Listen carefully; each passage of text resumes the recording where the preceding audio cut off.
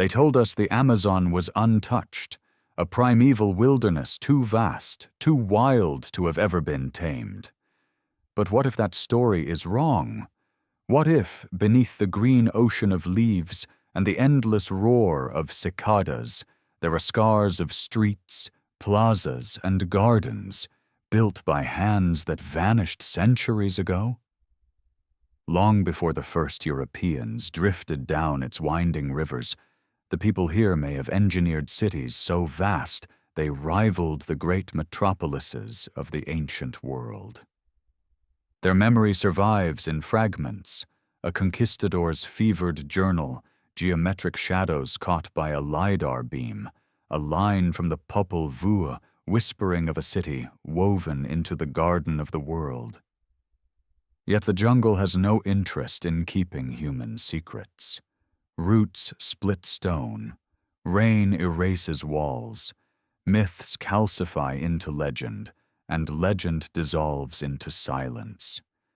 But in that silence, the land still breathes its history, patient, waiting. Tonight, we will follow the faintest of trails, piecing together what remains of a civilization swallowed whole by time and trees. This is the story of the forgotten city beneath the Amazon rainforest. Come closer, and let deformed history guide you into the green shadows. If you're drawn to stories like these, the ones that live in the shadows between what we see and what was made to disappear, feel free to like and subscribe only if it feels right. And let me know in the comments, where are you watching from? And what time is it for you right now? I love seeing our little map of watchers light up around the world. The Amazon River begins in a place few will ever stand, high in the Peruvian Andes, where glacial melt trickles into narrow channels before carving its way through valleys and rain-soaked hills. By the time it reaches Brazil, it has become a living artery, carrying more water than any other river on Earth, draining a basin the size of the continental United States. To the modern traveler, its banks appear endless and wild, an unbroken wall of green where human presence seems fleeting, almost accidental. But in the 16th century, the men who first navigated its waters described something very different. In 1542, Spanish explorer Francisco de Orellana recorded passing villages as large as cities, strung along the riverbanks for hundreds of miles. His chronicler, Gaspar de Carvajal, wrote of plazas filled with people, storehouses of food, and defensive palisades rising above the floodplain. He described women who fought alongside men in battle, the reason he gave the river its enduring name, Amazon. To European ears at the time, these accounts were extraordinary. To later historians, they seemed impossible. By the 19th century, most scholars dismissed Carvajal's narrative as an exaggeration born of hunger, fever, and the conquistadors' relentless search for wealth. The jungle, after all, had erased the evidence. When naturalists and cartographers followed in Orellana's path centuries later, they found no cities, no vast farmlands, no signs of dense populations.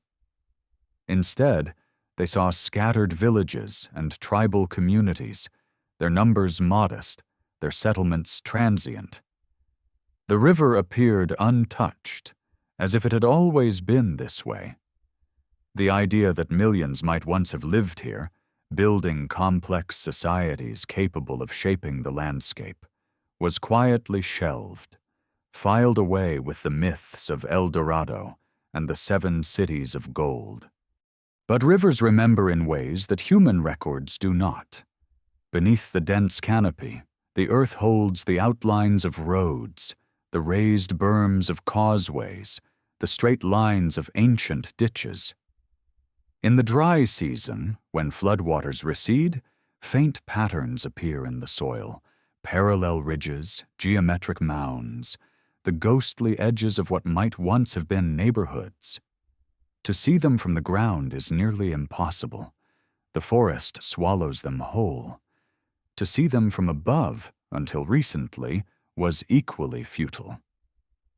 It took LiDAR, light detection and ranging, to make the invisible visible.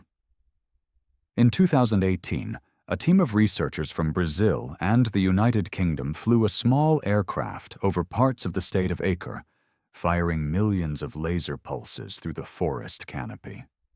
When the data was processed, the screen lit up with the shapes Carvajal might have recognized: circular enclosures, rectangular plazas, straight roads converging at angles too precise to be natural. One site contained a perfect square over 300 feet on a side, surrounded by a deep ditch. Another revealed a network of straight lines connecting settlements miles apart, each with its own plaza and ceremonial platform. What made these findings extraordinary was not only their scale, but their distribution. They were not clustered in a single location. They spanned a wide swath of the upper Amazon basin. This suggested not an isolated city, but a connected landscape, a patchwork of communities with shared design principles, infrastructure, and perhaps governance.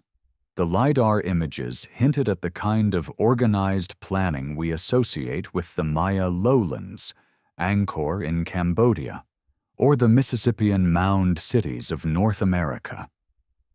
For centuries, one of the key arguments against the idea of large Amazonian civilizations was environmental. The rainforest's soils are famously poor, quickly leached of nutrients by heavy rains. How, skeptics asked, could any society support dense populations without modern fertilizers? The answer lay in a quiet archaeological puzzle known as terra preta, or black earth. Scattered across the Amazon, these dark, fertile soils are rich in charcoal, bone fragments, and organic matter, all hallmarks of human creation. Radiocarbon dating shows they can be more than 2,000 years old. Farmers who plant on terra preta today harvest far more than those who plant in surrounding soils. It is as if ancient engineers had transformed patches of the rainforest into permanent gardens, sustaining communities generation after generation. The river itself may have been as much a street as a source of food and water. Dugout canoes could carry goods, pottery, fish, textiles, fruits, between settlements in days, not weeks. Seasonal flooding, far from being a hazard, may have been part of the design, replenishing soils, filling fish ponds, and feeding the crops planted along the receding banks. The river was not an obstacle to civilization. It was its backbone. And yet, for all the data, for all the laser maps and soil analyses, the picture remains incomplete. We have outlines but not blueprints, plazas without names, roads without known destinations. The voices of the people who built them have been silenced by time and catastrophe. Many archaeologists now believe that the greatest catastrophe came not from the jungle itself, but from contact with the outside world. Diseases carried by Europeans, smallpox, influenza, measles, may have killed an estimated 90% of the Amazon's population within a century of first contact. A civilization that had taken centuries to build may have vanished in a generation. The river kept flowing, as rivers do. The jungle crept back over plazas and roads. Wooden structures rotted, earthen mounds softened into the ground. By the time later explorers arrived, the cities were gone, their memory preserved only in the fading ink of a conquistador's journal. But the river is patient. It carries silt and seeds, whispers, and debris. It can bury the past, but it can also reveal it if you know how to look. Standing on the deck of a slow-moving boat today, you might pass a bend where the water widens into a gentle bay. You might notice a slightly raised area in the trees, or the sudden appearance of palm species clustered in unnatural rows. To most, these are just features of the landscape.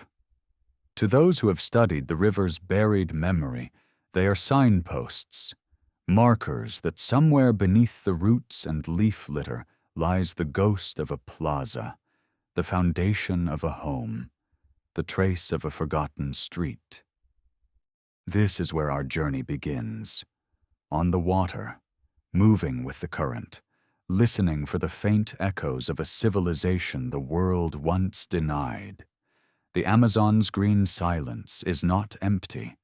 It is full of stories, of questions, of the possibility that the history of this river and of the people who lived along it is far older, richer, and stranger than we have yet dared to imagine.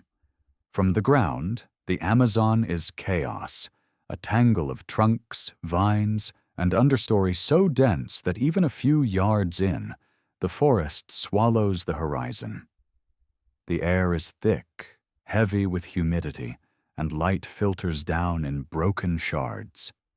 To walk here is to lose direction almost immediately.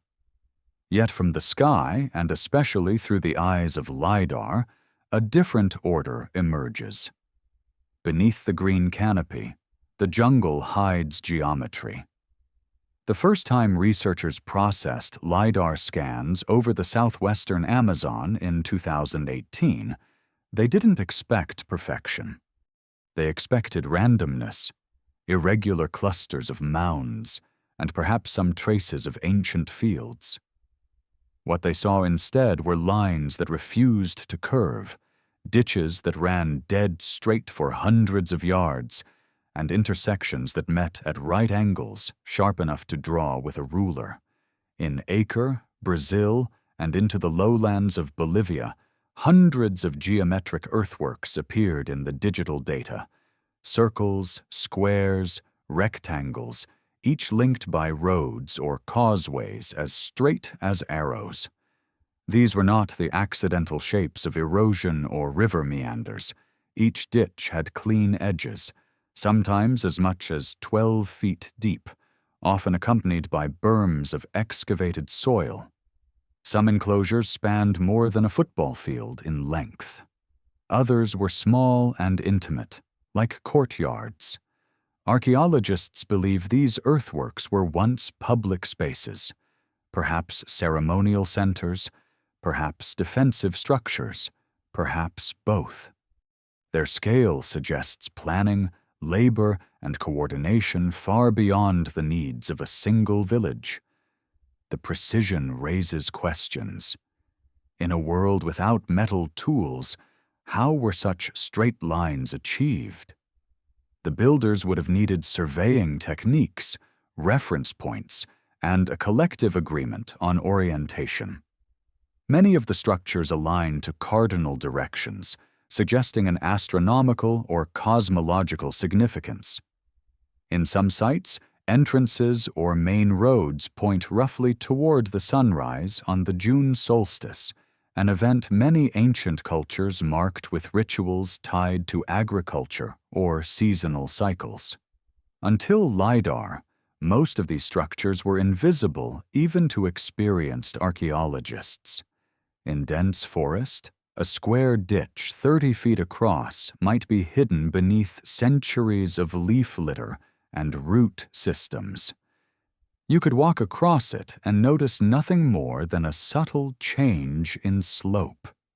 This invisibility partly explains why early 20th century expeditions found so little to support the 16th century chronicles.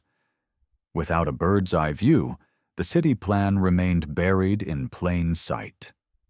The distribution of these earthworks is equally striking. They are not confined to one isolated valley or river bend, but appear in clusters spread across hundreds of miles. Some are close enough to suggest a single cultural sphere.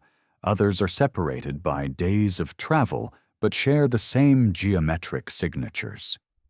It is as if different communities were building according to a shared blueprint, an Amazonian architectural language now largely forgotten.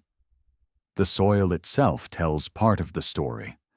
Excavations show that these sites often sit on patches of terra preta, the anthropogenic black earth found throughout the basin.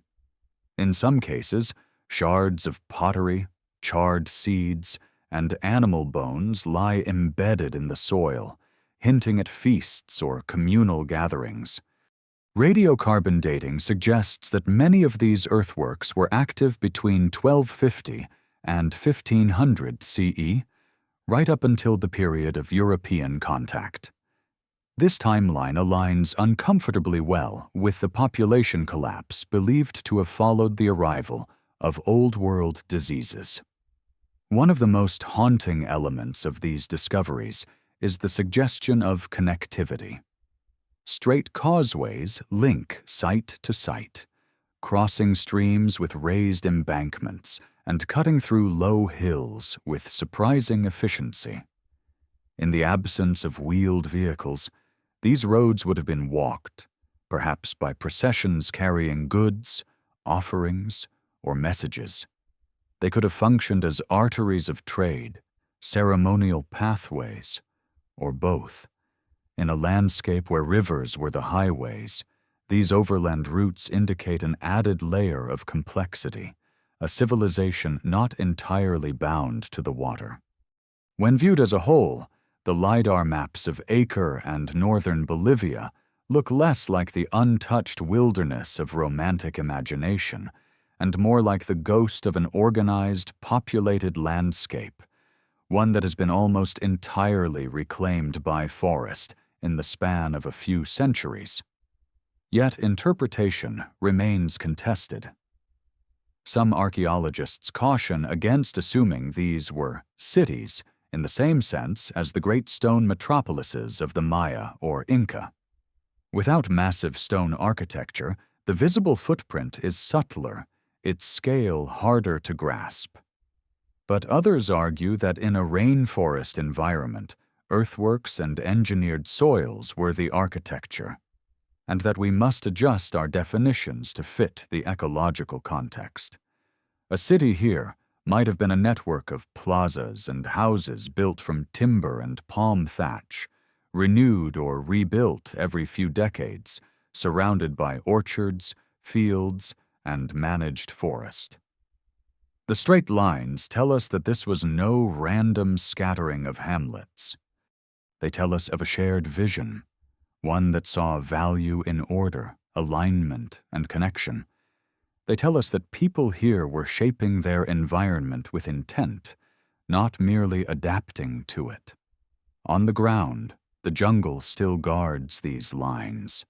Vines wrap around berms, trees grow in the middle of old plazas, and streams now cut through what might once have been straight, ceremonial roads. But once you've seen the LiDAR images, it becomes impossible to look at the forest the same way. You start to notice subtle ridges in the understory, unnatural symmetry in the way certain clearings fall, or the faint echo of a straight path beneath your feet. It's tempting to think of these earthworks as skeletons, the bones of a lost body. But that metaphor is too final. In truth, the forest has not only hidden them, it has preserved them.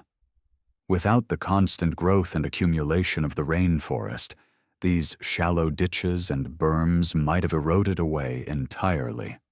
Instead, they remain, waiting for light, laser light in this case, to draw their lines again. In the coming decades, as more of the Amazon is mapped with LiDAR, the number of known sites will almost certainly multiply. Already, in 2022 and 2023, new surveys have revealed even larger complexes, some rivaling the most ambitious earthworks of the pre-Columbian Americas.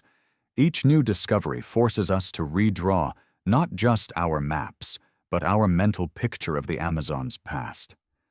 The straight lines are only the beginning.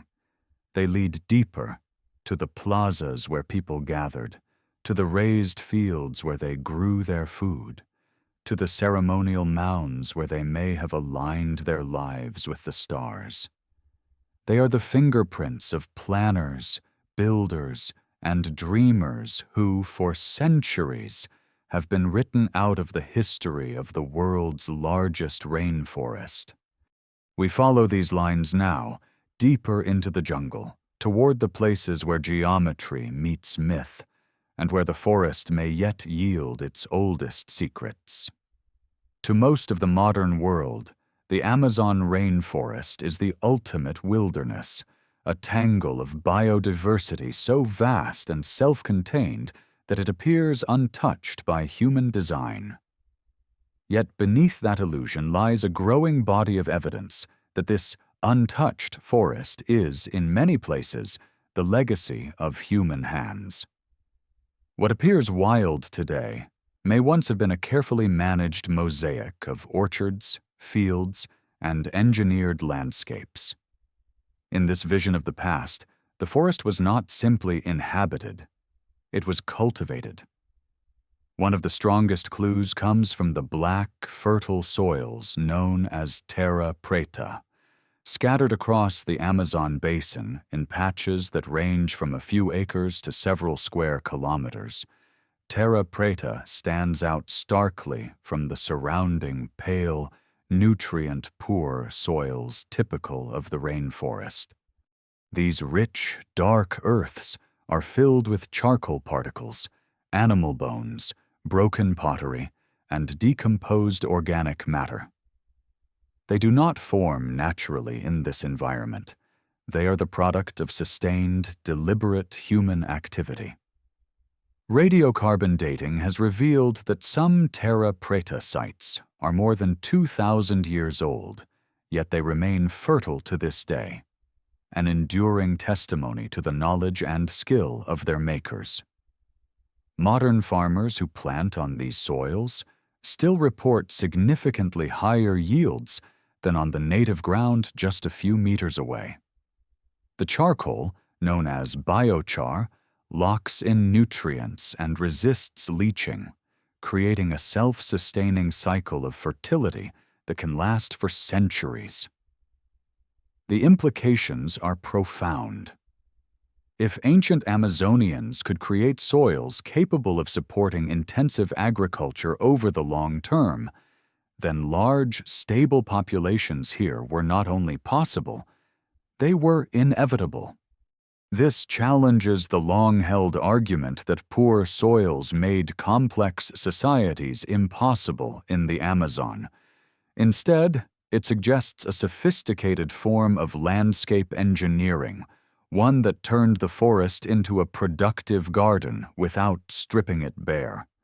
Archaeobotanical studies, analyses of ancient plant remains such as pollen, seeds, and phytoliths have added another layer to the story.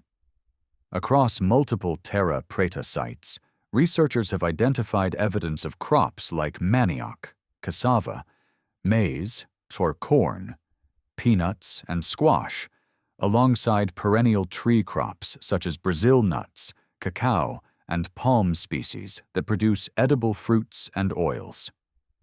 These plants are not distributed randomly in the forest. Many grow in clusters that hint at deliberate planting and care. Even today, some of the most biodiverse parts of the forest coincide with areas of ancient human habitation. This arrangement has led some anthropologists to describe the pre-Columbian Amazon not as a pristine wilderness, but as a cultural parkland, a landscape where humans shaped ecological patterns over generations. Instead of large monoculture fields like those of the Old World, the Amazon's agriculture may have relied on polyculture systems, diverse plantings that mimic the forest's structure, combining tall canopy trees, mid-level fruit bearers, and low-growing crops. Such systems are highly resilient, providing food year-round while protecting the soil and supporting biodiversity. The gardens were not limited to plants alone. Ancient fish weirs, V-shaped stone or wooden structures found in seasonal floodplains, channeled fish into traps during receding waters.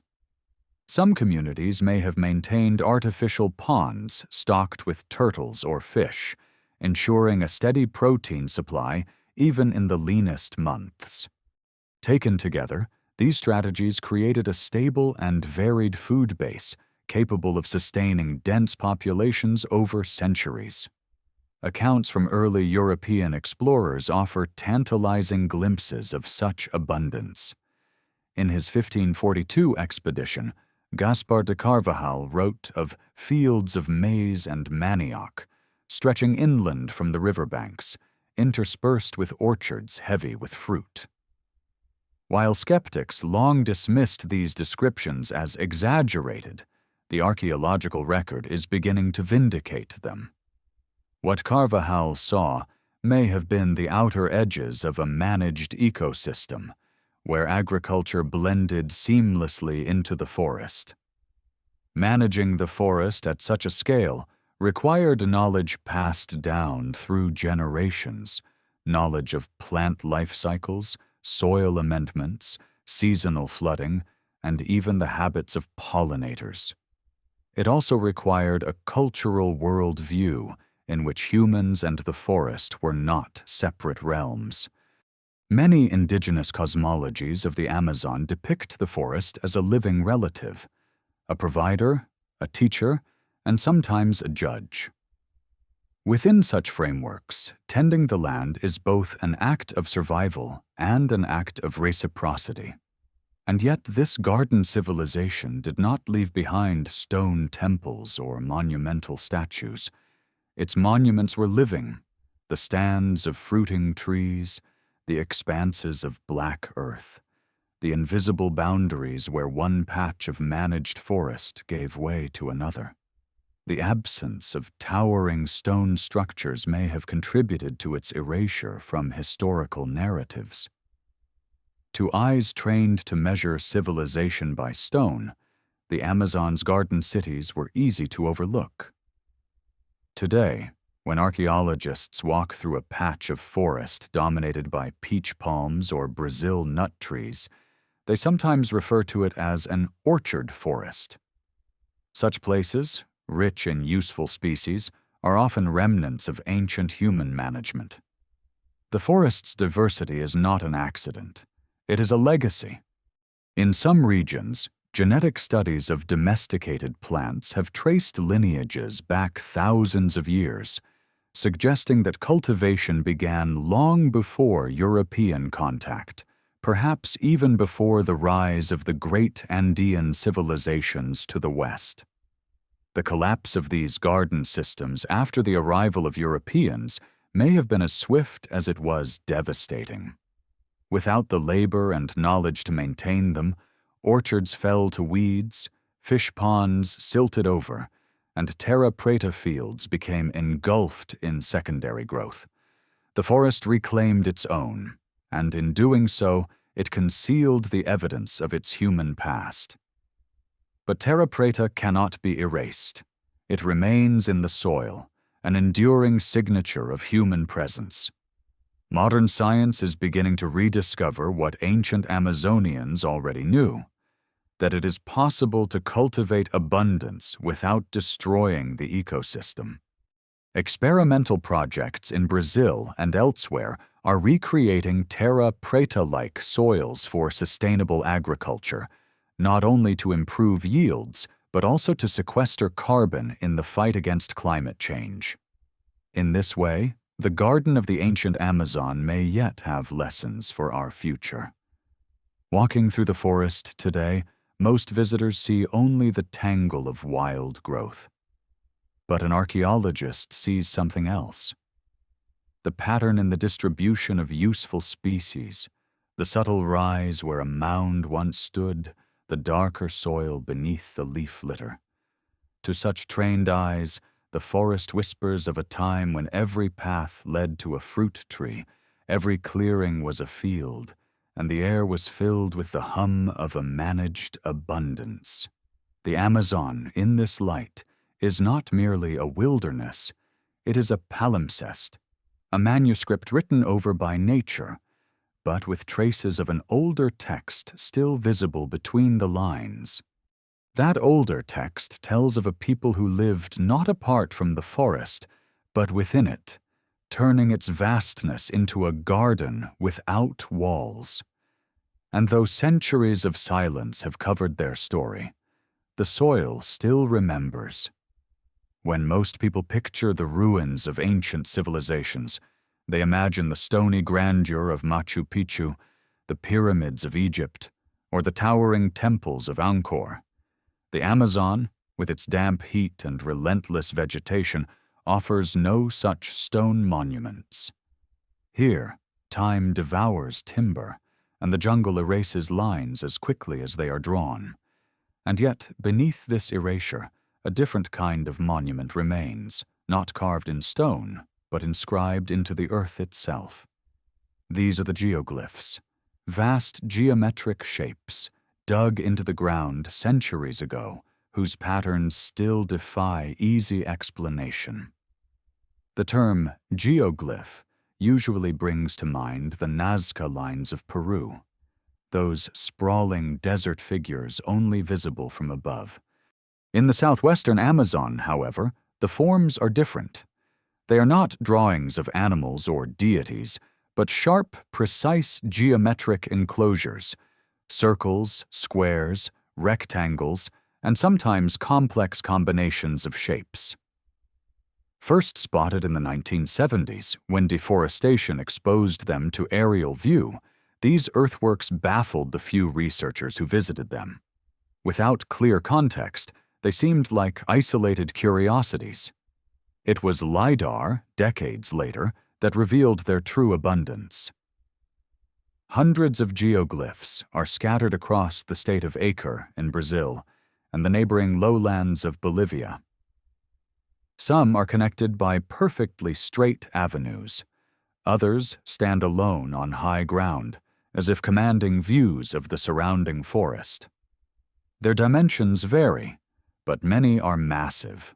A square or circle might measure 300 feet across, its perimeter defined by a ditch several feet deep and an earthen bank built from the excavated soil.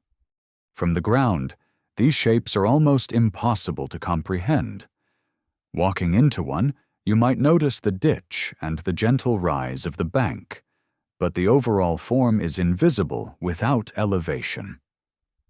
This invisibility may have been intentional. Were these spaces meant to be seen from above, from watchtowers, hills, or perhaps even from ritual platforms? Or were they designed primarily for those within, enclosing ceremonial gatherings, marketplaces, or other communal events? Archaeological excavations at several geoglyph sites have uncovered pottery shards, charcoal from ancient fires, and animal bones, but little in the way of permanent structures. This has led some researchers to propose that the geoglyphs were not residential centers, but rather special-purpose spaces, perhaps ceremonial grounds, meeting places for different communities, or arenas for trade and negotiation. Their careful geometry and repeated patterns suggest a shared cultural template, a language of form that extended across a vast region. The alignments add another layer of intrigue. Many geoglyph entrances and avenues are oriented toward specific points on the horizon, such as the sunrise or sunset on solstices and equinoxes. In this way, they echo the astronomical alignments found in other ancient cultures, from Stonehenge to Chichen Itza. Aligning architecture with celestial events requires both observation and intent, hinting that the builders were not only engineers of earth and vegetation, but also students of the sky.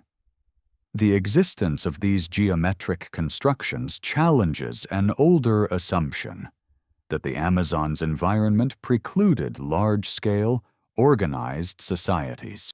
Dismissed for generations as a counterfeit paradise incapable of supporting complex civilizations, the region is now revealing a past in which thousands, perhaps tens of thousands of people worked together to shape their world. The precision of the geoglyphs suggests planning and coordination on a scale that rivals that of more celebrated civilizations in other parts of the Americas. Still, mystery clings to these forms. Were they gathering places for ritual dance and song, where the beating of drums echoed across the earth banks? Were they marketplaces where goods from distant regions, salt from the Andes, shells from the Atlantic coast, changed hands under the open sky? Or were they the centers of a social or religious calendar, their alignments marking the times when people came together to reaffirm alliances, settle disputes, or honor shared deities? In the absence of written records, such questions can only be approached through the slow work of excavation and comparison. Each artifact, a broken pot, a charred seed, adds a line to the story, but the full narrative remains elusive. Even the chronology is not fully settled. Radiocarbon dates suggest that many geoglyphs were built between 1000 and 1500 CE, overlapping with the period just before European contact. Whether they continued to be used after the arrival of Europeans, or whether they were abandoned in the face of disease and disruption, remains an open question. What is clear is that these earthworks did not stand alone. The LiDAR surveys have shown them connected to networks of causeways, canals, and other geometric constructions. Together, they form what might be thought of as landscapes of meaning, territories where form and function were intertwined, and where geometry itself was a statement of cultural identity. Standing on the bank of one such geoglyph today, surrounded by towering trees and the calls of unseen birds, it is hard to imagine the open space it once enclosed. In its time, the bank would have been cleared of vegetation, the ditch well defined, and the central area perhaps packed with hundreds of people. The smell of cooking fires might have mixed with the scent of flowering trees. The sound of voices and music might have risen into the sky. The jungle has softened the edges now, blurring the lines that were once so precise. Roots split the banks, and the ditch fills with leaf litter.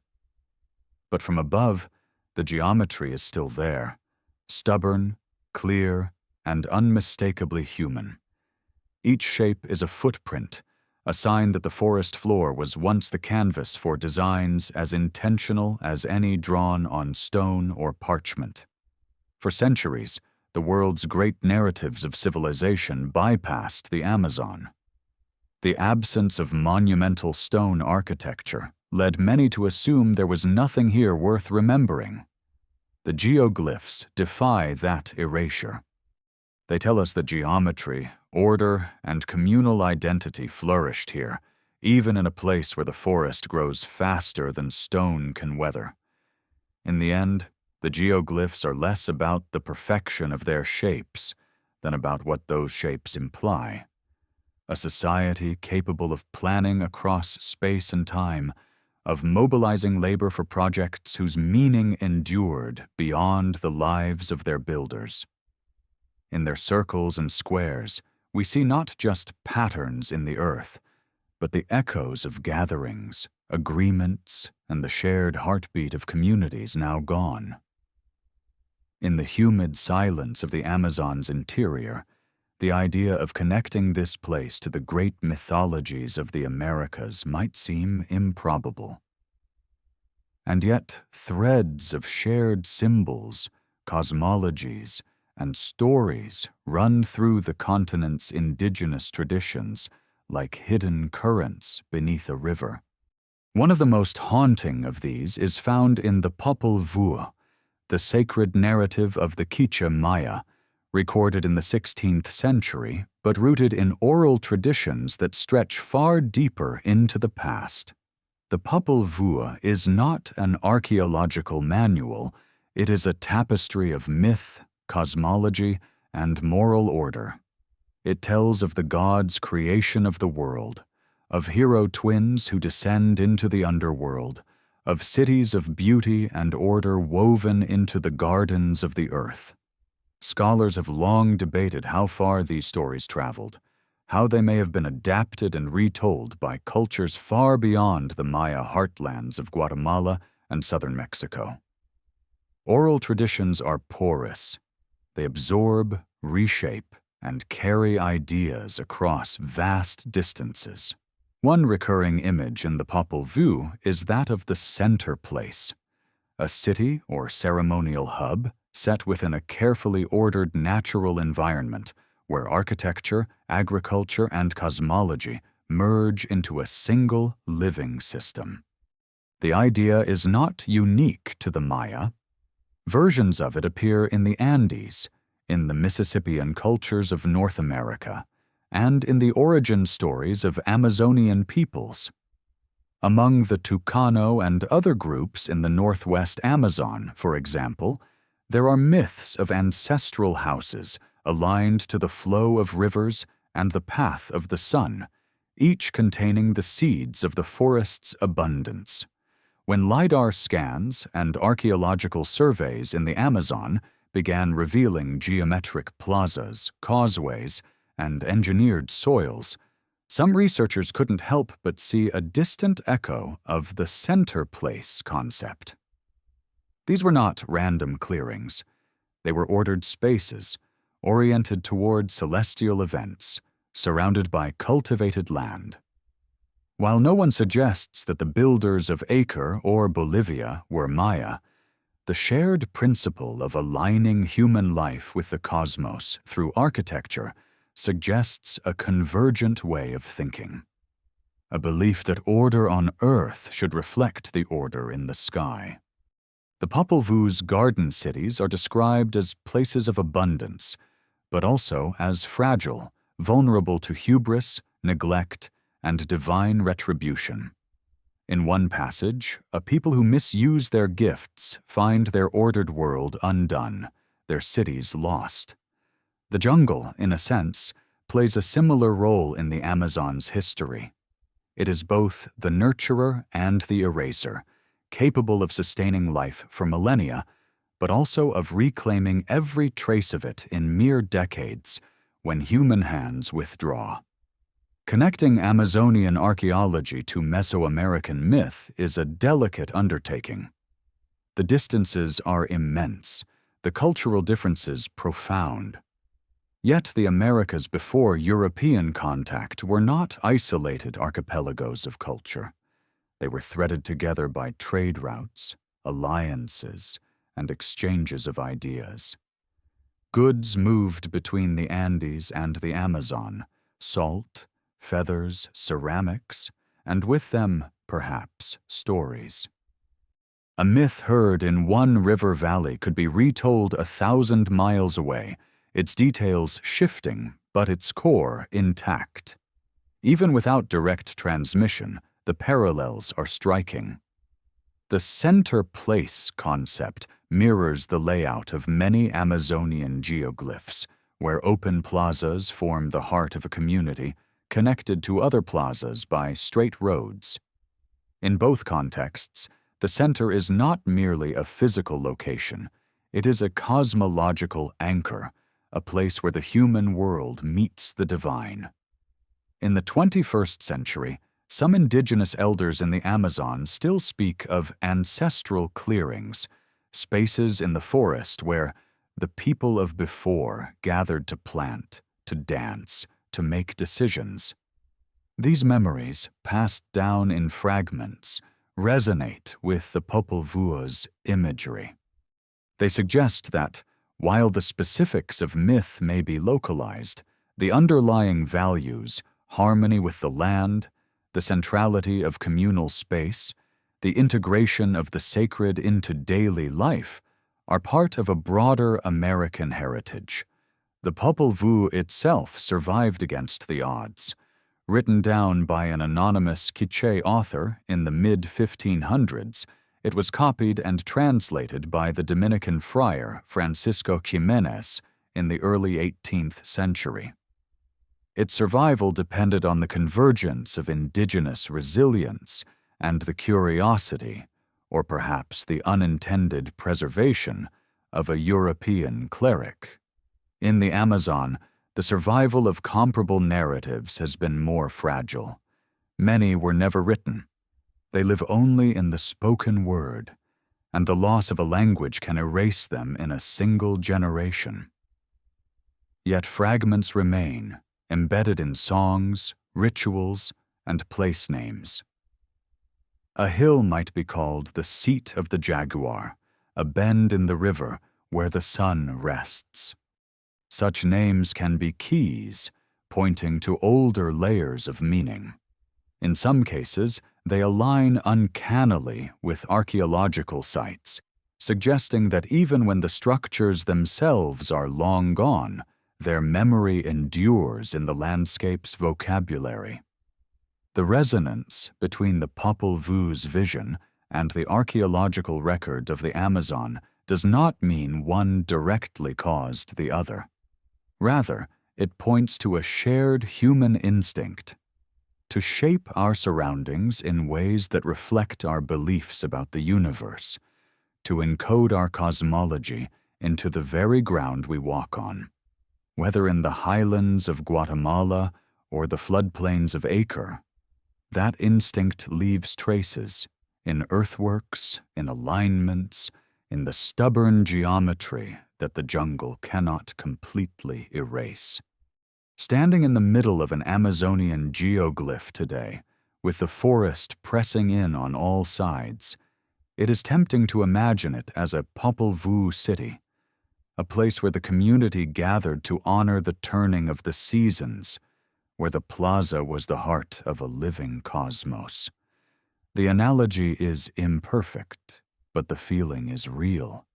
Here, as in the myth, the human world was once inseparable from the natural and the divine, and the center was wherever people chose to make it.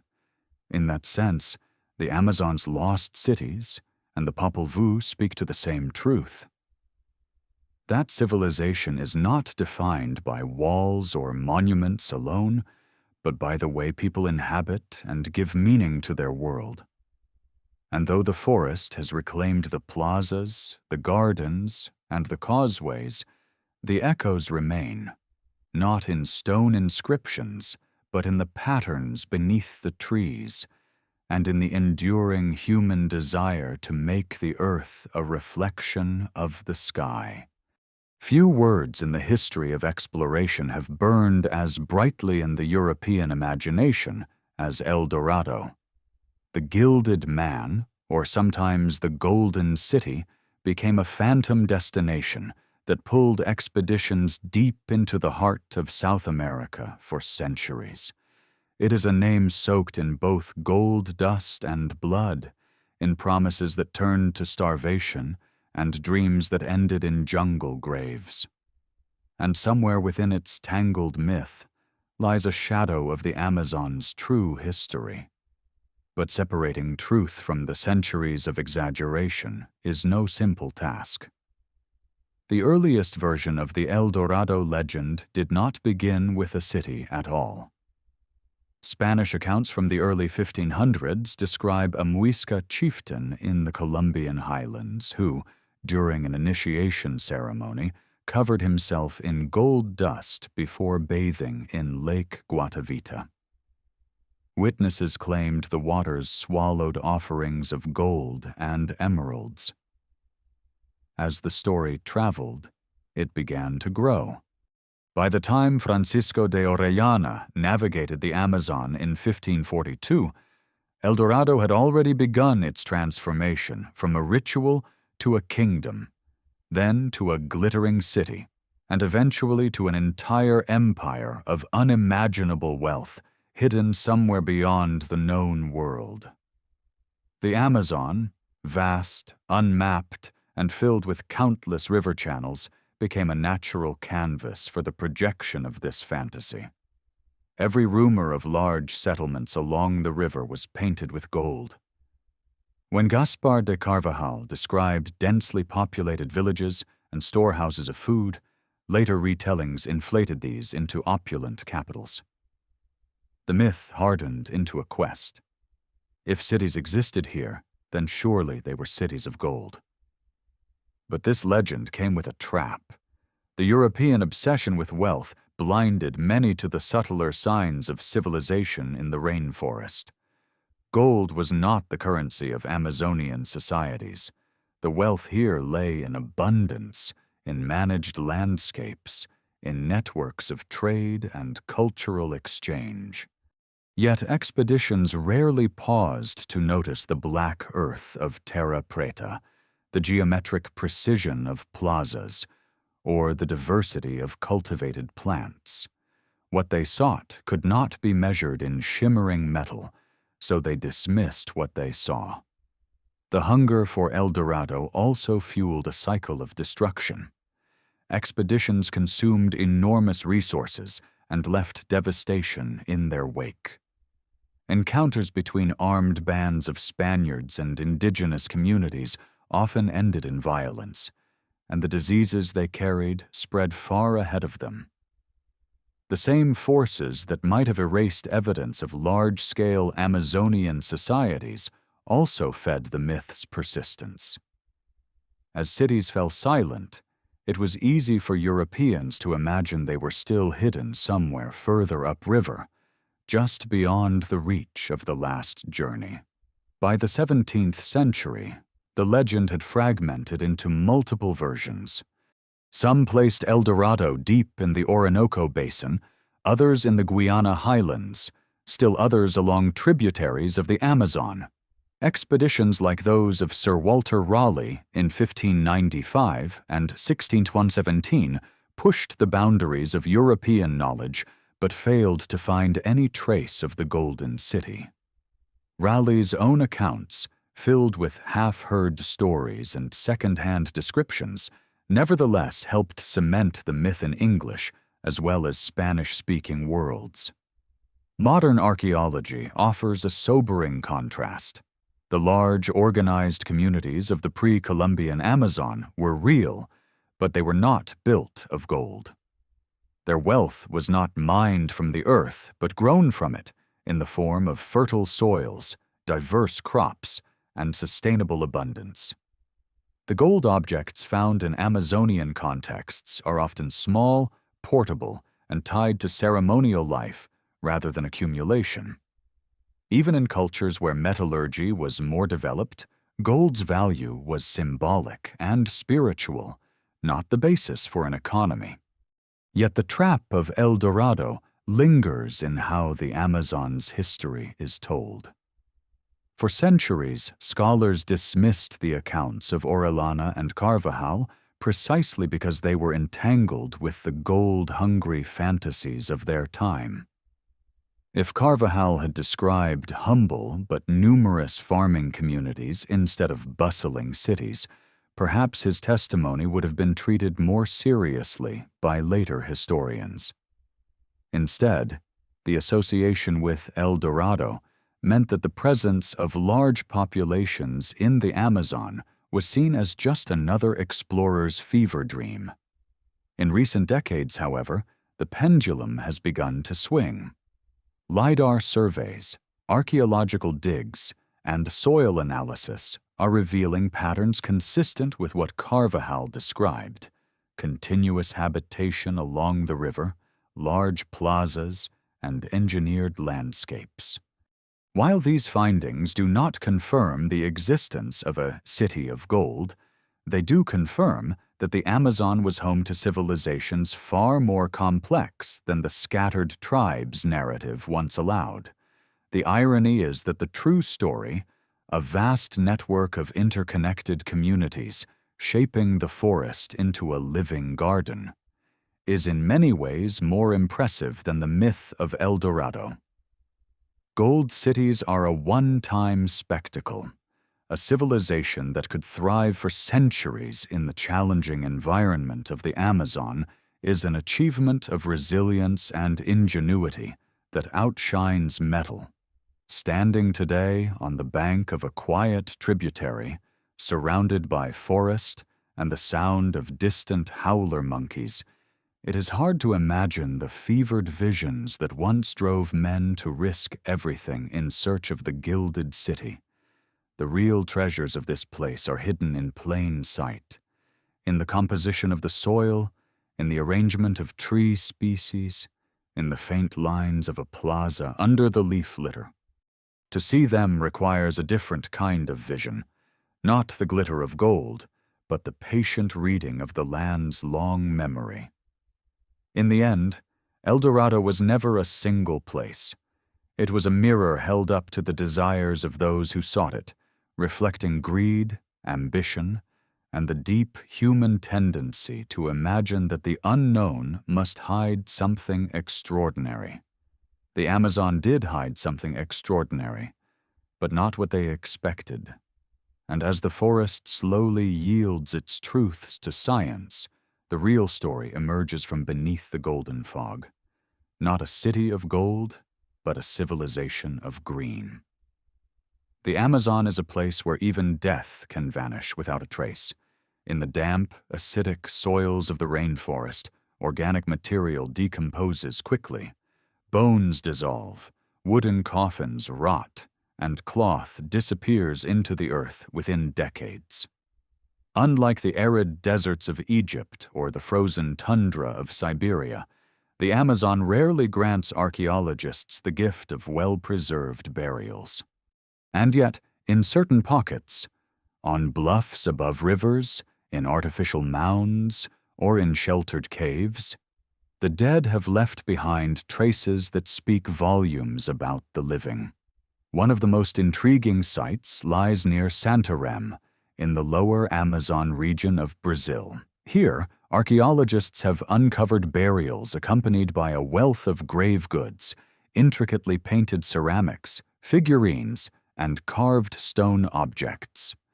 The Santarém culture, which flourished between roughly 1000 and 1600 CE, is known for its elaborate pottery, often depicting human figures with expressive faces, animal motifs, and intricate geometric patterns.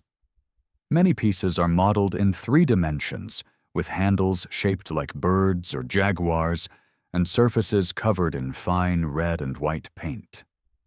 Some graves at Santarém reveal the careful placement of bodies, sometimes in seated positions, sometimes within large ceramic urns.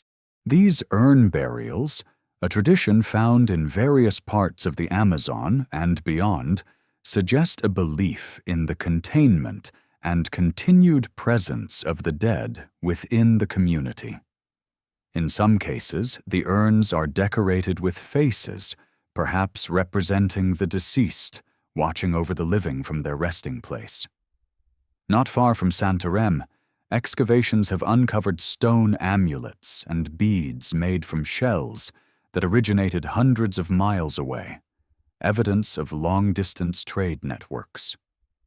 The presence of exotic goods in graves implies that these were not simply utilitarian societies, but ones engaged in symbolic exchange, where certain objects carried meanings beyond their material value.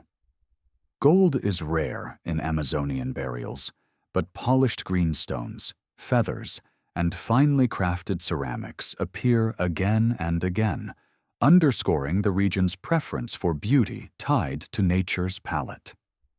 Burial practices vary across the Amazon, reflecting a diversity of cultures and beliefs.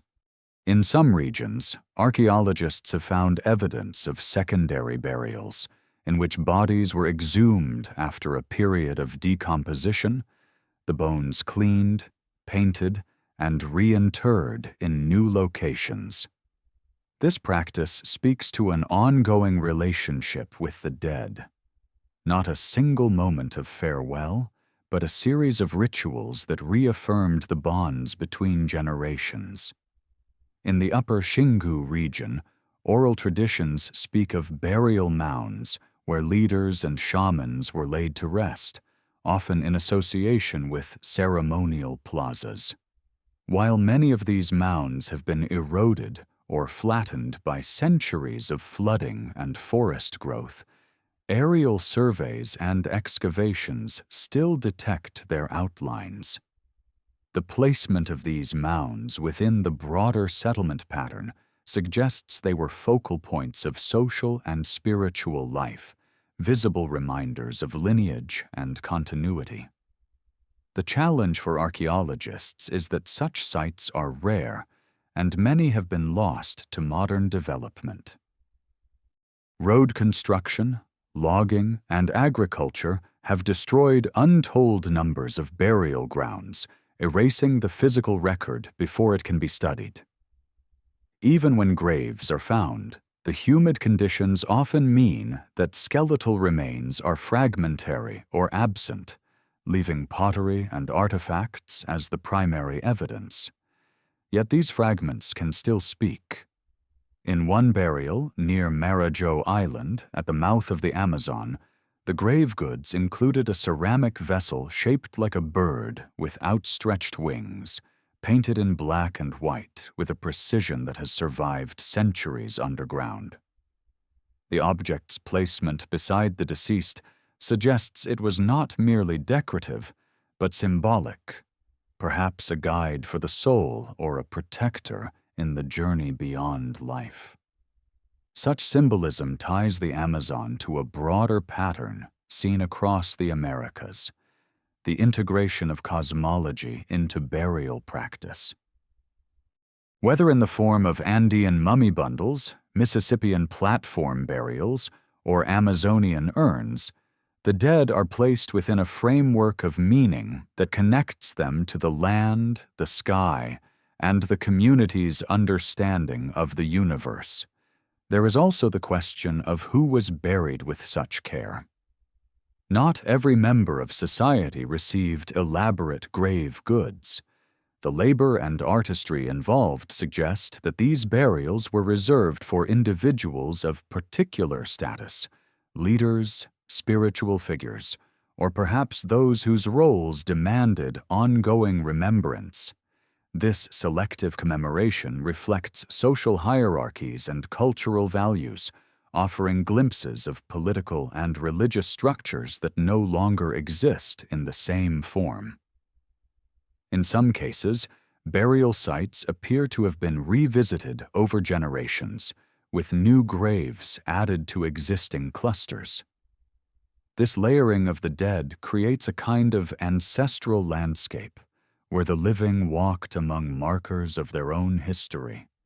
In oral traditions, such places are often described as where the roots are, a phrase that resonates both literally, in the roots of the forest trees, and metaphorically, in the roots of identity.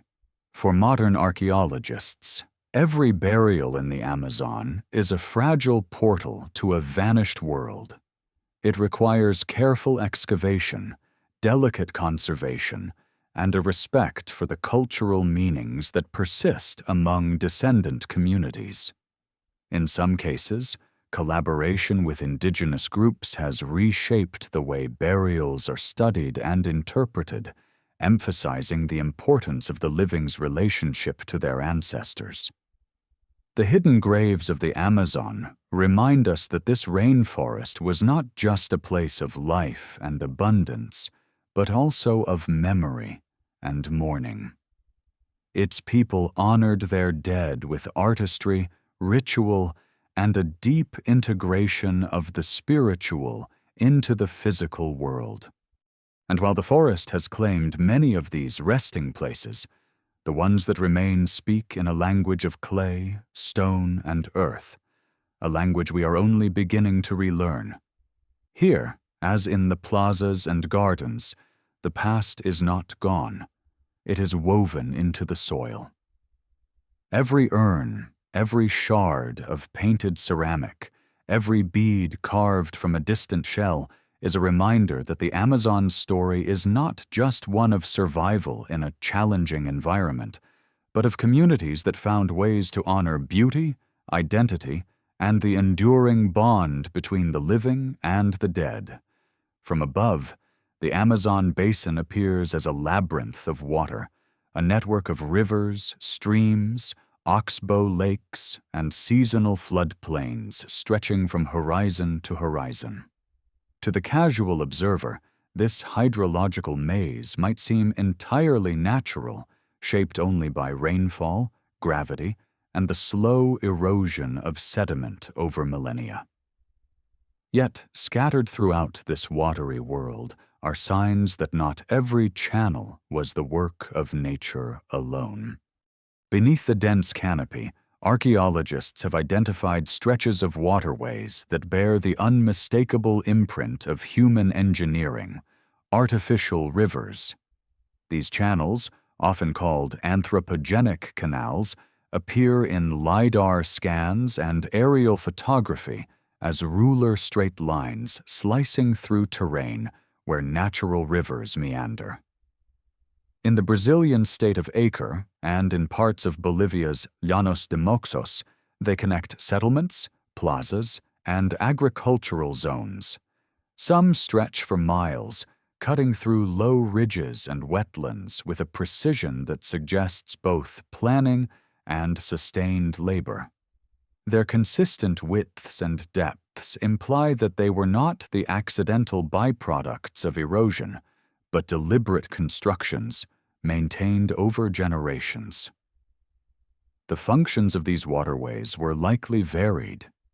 In a rainforest where overland travel can be slow and arduous, canals provided direct, navigable routes between communities, especially during the rainy season when floodwaters expanded their reach. They also linked agricultural fields to rivers, allowing crops to be irrigated or produce to be transported by canoe.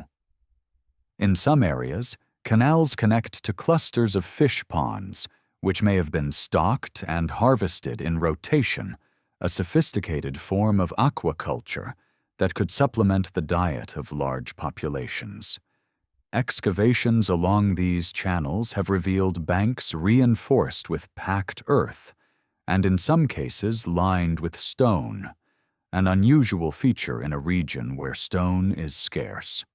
The stonework may have helped stabilize the banks against erosion, or it may have been symbolic, marking the canal as a significant boundary or communal project.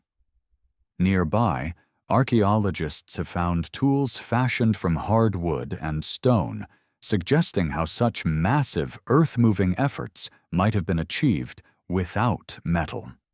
The scale of the network is striking. In the Llanos de Moxos, researchers have documented more than 1,000 kilometers of canals and causeways, many dating between 500 and 1500 CE. These link not only settlements, but also raised agricultural fields, platforms of earth designed to stay above seasonal floods. The combination of canals and raised fields transformed the seasonal rhythm of flooding from a hazard into an advantage, creating a controlled aquatic landscape that could be farmed and fished year-round. The idea of reshaping waterways to fit human needs is not unique to the Amazon. Ancient civilizations from Mesopotamia to Angkor mastered irrigation and canal construction. What is remarkable here is that such feats were accomplished in an environment often portrayed as an unyielding wilderness. The artificial rivers stand as evidence that Amazonian societies were not passive recipients of the forest's bounty. They were active engineers of their environment, capable of large-scale hydrological manipulation.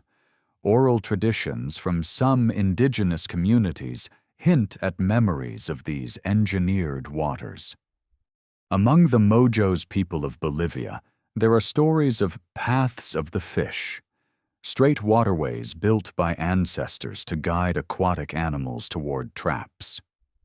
Whether these tales refer to the exact canals now visible in LiDAR imagery is uncertain, but the overlap between myth and archaeology is suggestive. It points to the possibility that these engineered channels were not only practical, but also embedded in the cultural and spiritual life of the people who built them. In the absence of written records, interpreting the full scope of these waterways is challenging. Were they primarily for transport, for irrigation, for aquaculture, or for ceremonial processions between sacred sites? The answer may be all of the above. In many pre-Columbian societies, infrastructure served multiple overlapping purposes, blurring the lines between economic, political, and religious life. Some archaeologists caution that not every straight waterway in the Amazon is necessarily human-made. Natural processes, especially in floodplain environments, can occasionally produce relatively straight channels. But the repeated association of these canals with settlement patterns, agricultural fields, and other earthworks strengthens the case for deliberate construction. The geometric regularity, often in alignment with other engineered features, is difficult to explain through natural causes alone. The rediscovery of these artificial rivers has implications far beyond archaeology. It challenges the notion that the Amazon was a pristine wilderness before European contact, instead revealing it as a heavily managed, human-influenced landscape. It also reframes the conversation about sustainability.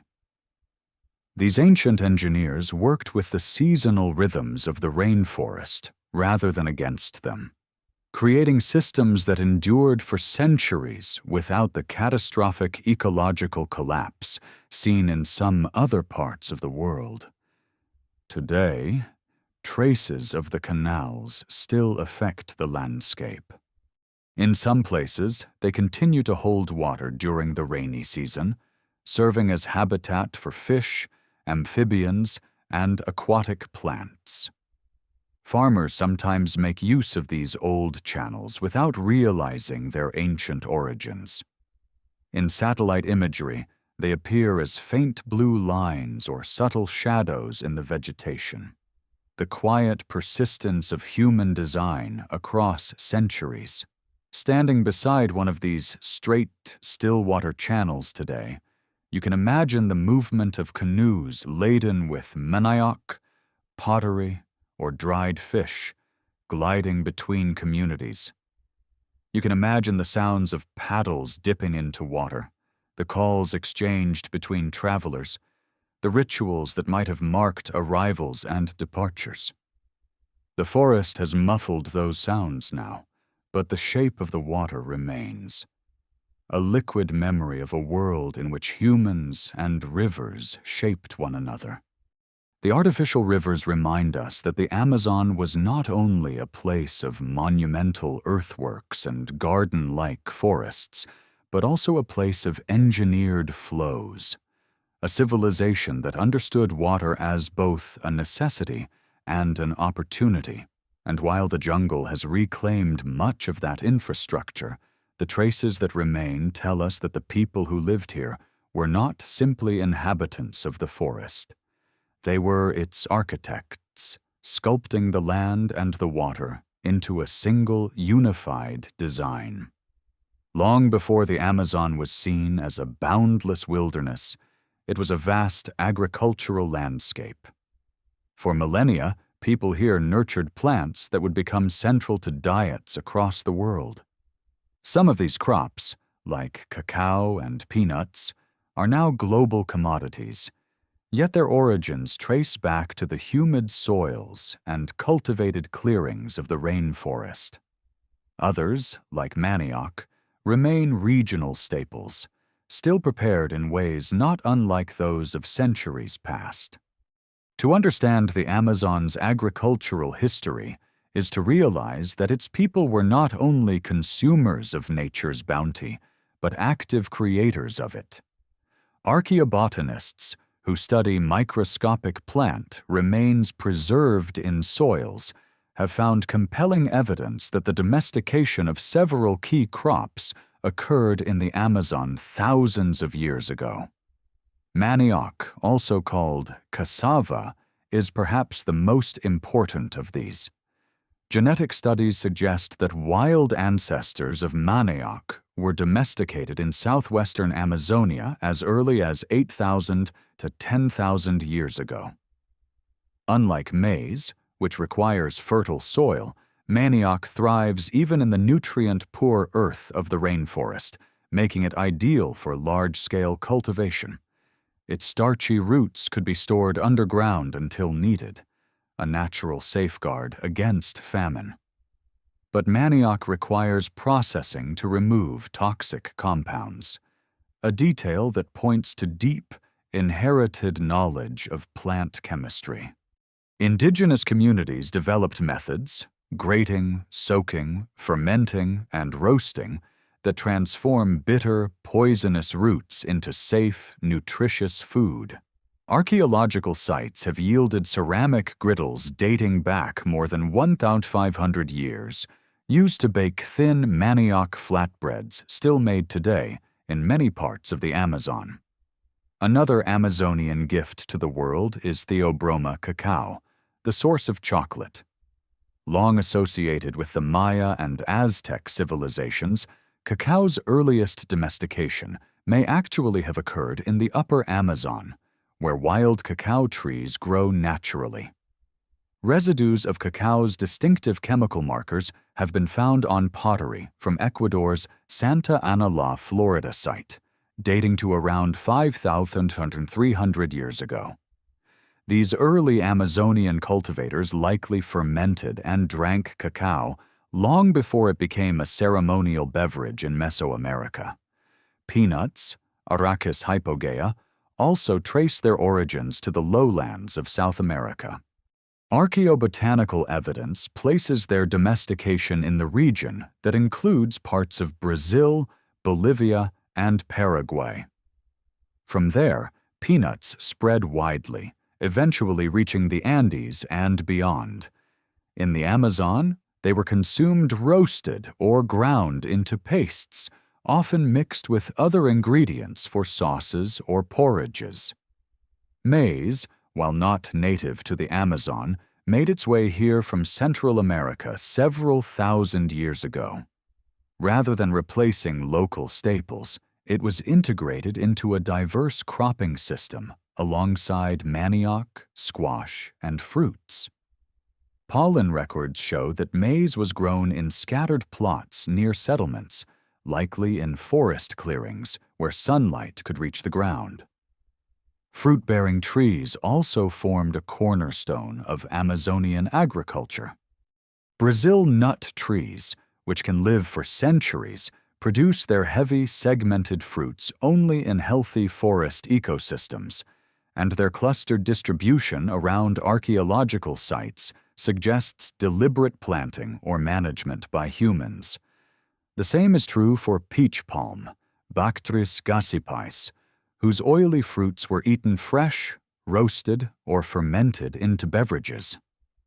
Genetic studies indicate that the peach palm was domesticated in the western Amazon thousands of years ago, selected over time for larger and sweeter fruit.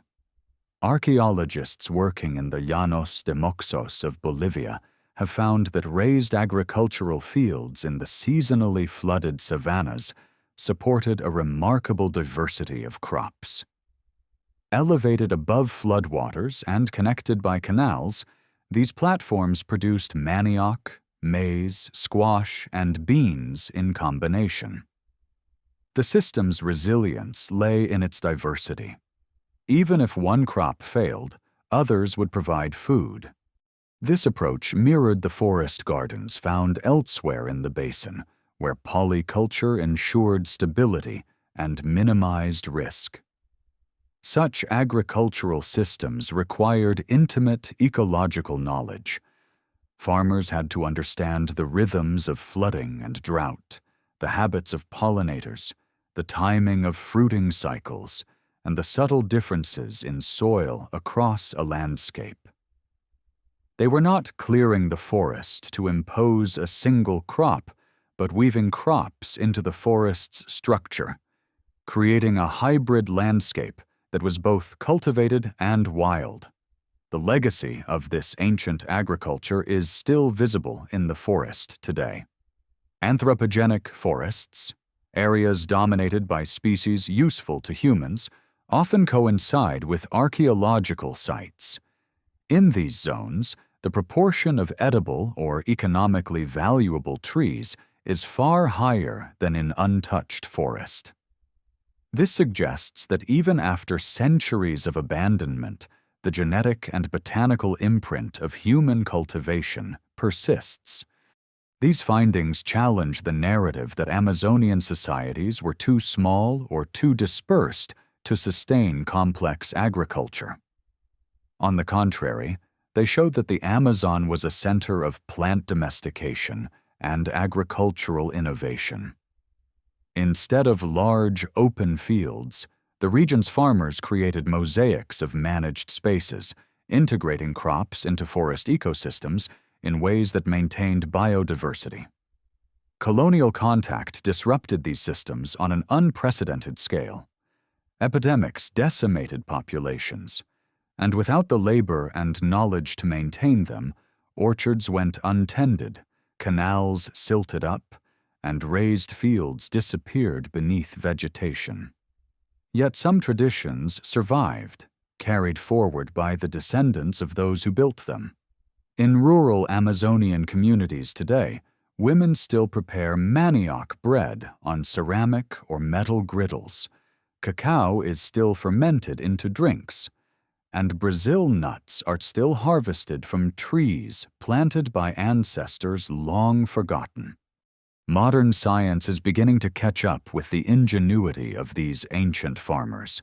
Agroforestry projects inspired by pre-Columbian Amazonian practices are being developed to restore degraded lands while producing food and income. By planting mixed-species plots that mimic the structure of the forest, researchers and local communities are rediscovering how to blend cultivation with conservation, a lesson first mastered thousands of years ago. The crops domesticated and cultivated in the Amazon shaped not only the rainforest's past, but also the modern world's diet. Every time chocolate melts on the tongue, every spoonful of peanut butter, every roasted Brazil nut carries with it a fragment of that history. The story of a people who learned to thrive in one of the most complex ecosystems on Earth, not by conquering it, but by growing alongside it. On opposite sides of the continent, separated by thousands of miles of rainforest, mountains, and savanna, two great cultural landscapes once flourished: the Maya lowlands of Central America and the pre-Columbian cities of the Amazon. At first glance, they seem worlds apart. The Maya left behind towering limestone temples, carved stelae, and codices filled with hieroglyphic writing.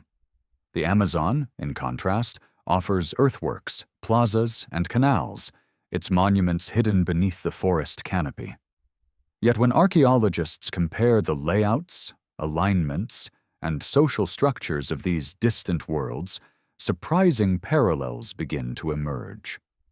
The Maya built cities like Tikal, Caracol, and Calakmul, with monumental plazas at their heart, connected by causeways known as sakbiob.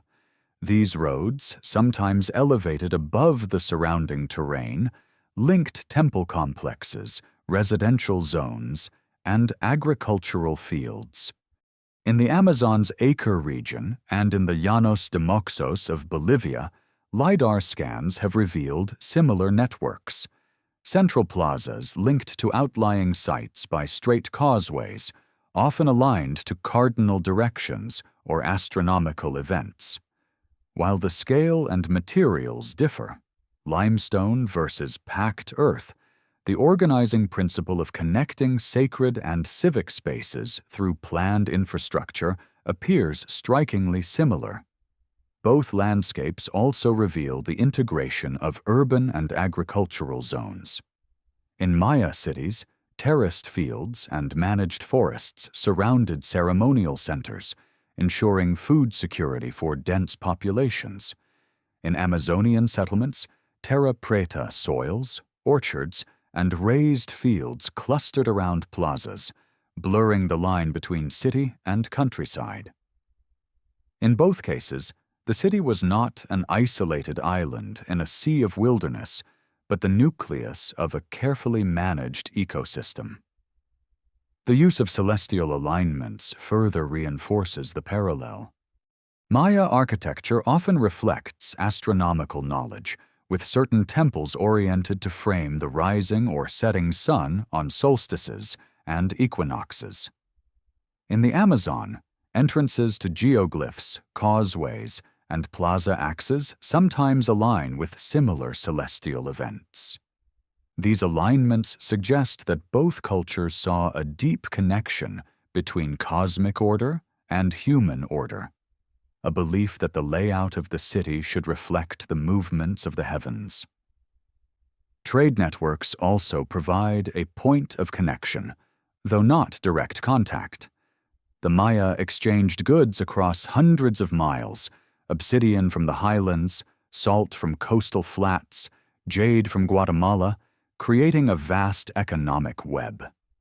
The Amazon's river highways and overland causeways similarly supported exchange, moving ceramics, stone tools, feathers, and possibly foodstuffs between regions. While there is no definitive evidence of direct trade between the Maya and Amazonian societies, the Andes acted as a cultural and economic bridge.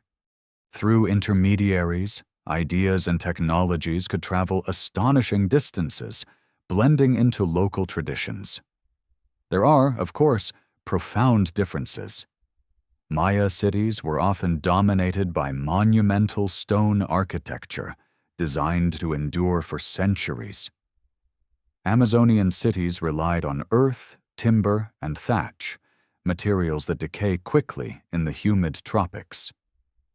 This difference in material has shaped how history remembers them. The Maya are celebrated for their ruins. The Amazonian civilizations were, until recently, almost invisible. The bias toward stone as the marker of civilization has obscured the achievements of societies that built in harmony with their environment, leaving behind infrastructure that worked with, rather than against, the cycles of forest and flood. Another difference lies in political structure. The Maya world was organized into competing city-states, each with its own ruler and court. The Amazonian landscape, as reconstructed from archaeological evidence, seems to reflect a looser network of allied communities. Plazas and causeways hint at coordination and shared cultural patterns. But there is little sign, so far, of the monumental palaces or dynastic inscriptions that define Maya political history. This could mean that Amazonian societies favored a more decentralized model, one where power and resources were distributed among multiple centers rather than concentrated in a single capital. Despite these differences, the Amazon-Maya comparison is more than a curiosity. It challenges the long-standing assumption that the rainforest environment could not support complex, urbanized societies. It also broadens the definition of what a city can be. The Maya city was stone and ceremony. The Amazonian city was earth and orchard. Both were planned, both were monumental in their own way, and both expressed a worldview in which human life was interwoven with cosmic and ecological rhythms. Recent scholarship suggests that the similarities may stem from convergent evolution in cultural development. Faced with the challenges of tropical environments, heavy rains, nutrient-poor soils, seasonal flooding, both the Maya and Amazonian peoples developed integrated systems of urban planning, agriculture, and cosmology. These systems allowed them to sustain large populations while maintaining ecological balance for centuries. Imagining the Amazonian cities at their height requires looking past the absence of stone ruins. Picture a broad, open plaza, its packed earth surface kept clear by constant sweeping. Around it rise large communal structures built of hardwood posts and palm thatch roofs, decorated with painted designs. Straight causeways stretch into the distance, lined with fruiting trees. Beyond them, raised fields and orchards produce a constant supply of food, while canals glisten in the sunlight, carrying canoes between neighborhoods. The air hums with voices, music, and the scent of roasting fish and manioc bread. If a Maya traveler could have journeyed to the Amazon during this time, they might have found the scene both familiar and strange, the same principles of order, abundance, and ceremony expressed through a different architectural language. And perhaps, in the shared orientation to the stars, they would have recognized a common human impulse to align the life of the city with the movements of the cosmos. The comparison between the Amazonian and Maya worlds ultimately reminds us that civilization is not defined by a single blueprint. It can rise in stone or in soil, in forests or in open plains. What matters is the ability to imagine and sustain a place where people can live together, share resources, express their beliefs, and connect the human realm to the greater patterns of earth and sky. In this light, the cities of the Amazon deserve to stand alongside the Maya in the long, intricate history of the Americas, not as a footnote, but as a parallel chapter in the human story. The Amazon's ancient cities did not fall with the clang of swords or the crash of burning walls. There is no single date etched in history to mark their end, no dramatic siege remembered in song. Instead, their collapse came quietly, as if the forest itself inhaled and, in that breath, erased entire worlds.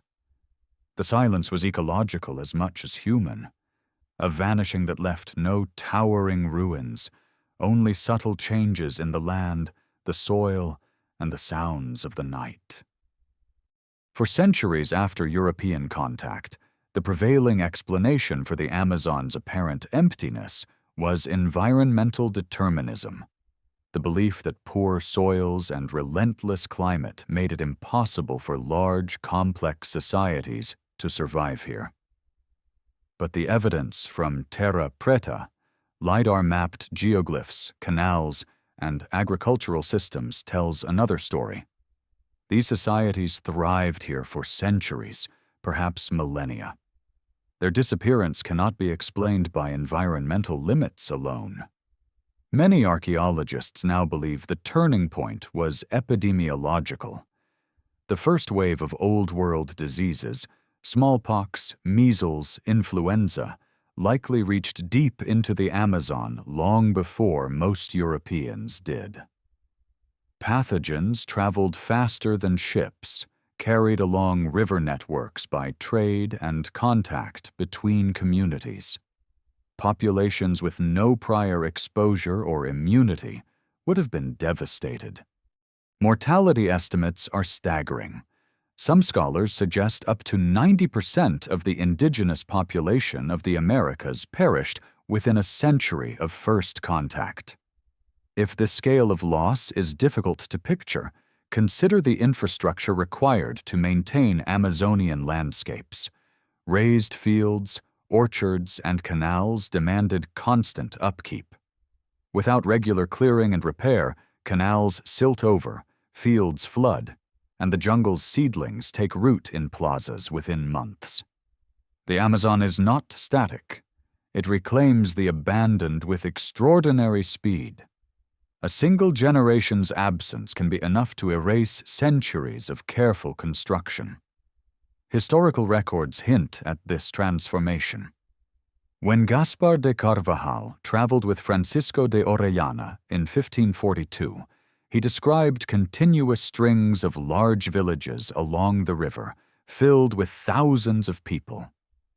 A century later, explorers retracing similar routes found only scattered communities and dense forest. The built environment had not simply deteriorated, it had been swallowed. The memory of the settlements survived in fragments of oral tradition, but the physical traces were gone to all but the most trained eyes. This pattern mirrors collapses seen elsewhere, but in the Amazon, the erasure was amplified by climate and ecology. In the Andes, abandoned terraces remain visible for centuries. In the desert southwest of North America, stone pueblos still stand long after their inhabitants have moved on. In the Amazon, however, wood rots, earthworks soften, and the relentless fertility of the forest covers everything in green. Without continuous human presence, urban landscapes can vanish into wilderness within decades. The silence left in the wake of this collapse was not just physical, it was also ecological. Managed forests revert to a different composition when left untended. The proportion of useful fruiting trees declines, replaced by faster-growing species that thrive in disturbance but offer less direct benefit to humans. Floodplain gardens become dense thickets. Fish ponds break their banks, merging with natural wetlands. The symbiotic relationship between people and forest unravels, leaving an ecosystem that is still vibrant but no longer shaped to human rhythms. To the arriving Europeans, this altered landscape appeared natural, reinforcing the myth of a pristine wilderness untouched by civilization. They could not see that this natural forest was the product of absence, the ghost of a managed environment that had lost its managers. The survivors of epidemic waves often withdrew to smaller, more defensible settlements, focusing on subsistence rather than the large-scale public works that once defined the region's cities. Some communities adapted by retreating deeper into the forest, preserving knowledge and traditions in isolation. Others were absorbed into colonial economies as laborers or relocated to mission towns. In either case, the continuity of large, interconnected urban networks was broken. Without the exchange of goods, labor, and knowledge across long distances, the coherence of the Amazon's cultural landscapes fragmented. Archaeological evidence suggests that even after the collapse, some elements of the ancient systems persisted. Patches of terra preta continued to be farmed. Certain orchards survived as wild-looking groves, their origins known only to local communities. But the scale of landscape engineering seen in LiDAR surveys, hundreds of kilometers of causeways, vast grids of canals, clusters of geometric plazas, belonged to a world that no longer existed in the same form. In recent years, climate data has added another layer to the picture. Ice cores, sediment samples, and tree rings indicate that the 16th and 17th centuries saw periods of climatic fluctuation, possibly linked to the so-called Little Ice Age. While the Amazon did not freeze, shifts in rainfall patterns could have compounded the stresses of depopulation, making agriculture more challenging for already diminished communities. The collapse of Amazonian civilizations was thus not the result of a single cause, but a convergence. Disease, social disruption, ecological succession, and possibly climate variability. Each factor on its own might have been survivable.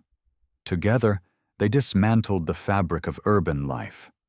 And because the Amazon's architecture was living, built from earth, plants, and water, its disappearance was almost total. Today, this absence has shaped how we understand the past. For centuries, the silence of the forest was taken as proof that no great civilizations had ever lived here. Only now, with LiDAR and soil chemistry, can we hear the faint echoes beneath the canopy. And in those echoes is a reminder. Not all collapses leave ruins that tourists can climb. Some leave only the shape of a plaza in the soil, or a subtle change in the species composition of a forest grove. Standing in such a grove, it is hard to imagine the bustle it once held, the voices, the music, the shared labor that kept canals clear and gardens fertile. The silence today is deceptive. It is not the silence of untouched wilderness, but of a civilization that lived in balance with the forest until history and fate intervened. In that silence lies a paradox. The same forest that erased the cities also preserved them, wrapping them in green until the tools of modern science could peel back the canopy.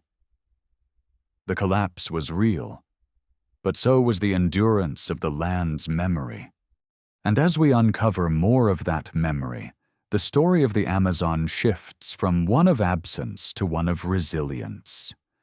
A resilience written in soil, in patterns invisible from the ground, and in the quiet persistence of a landscape still shaped, however faintly, by the hands of its former inhabitants. When a civilization disappears from the physical landscape, its memory does not always vanish with it. In the Amazon, where stone monuments are rare and written records non-existent for most pre-Columbian cultures, the threads of history have often been preserved in the intangible: songs, dances, seasonal gatherings, and ritual acts that encode collective memory. These rituals are not simply performances for the present. They are vessels carrying fragments of a past that the forest has hidden from sight. Among many indigenous groups of the Amazon, the ceremonial house, whether called Maloka, Osae, or by another local name, serves as both the literal and symbolic heart of the community. Large, open structures built from hardwood posts and palm thatch.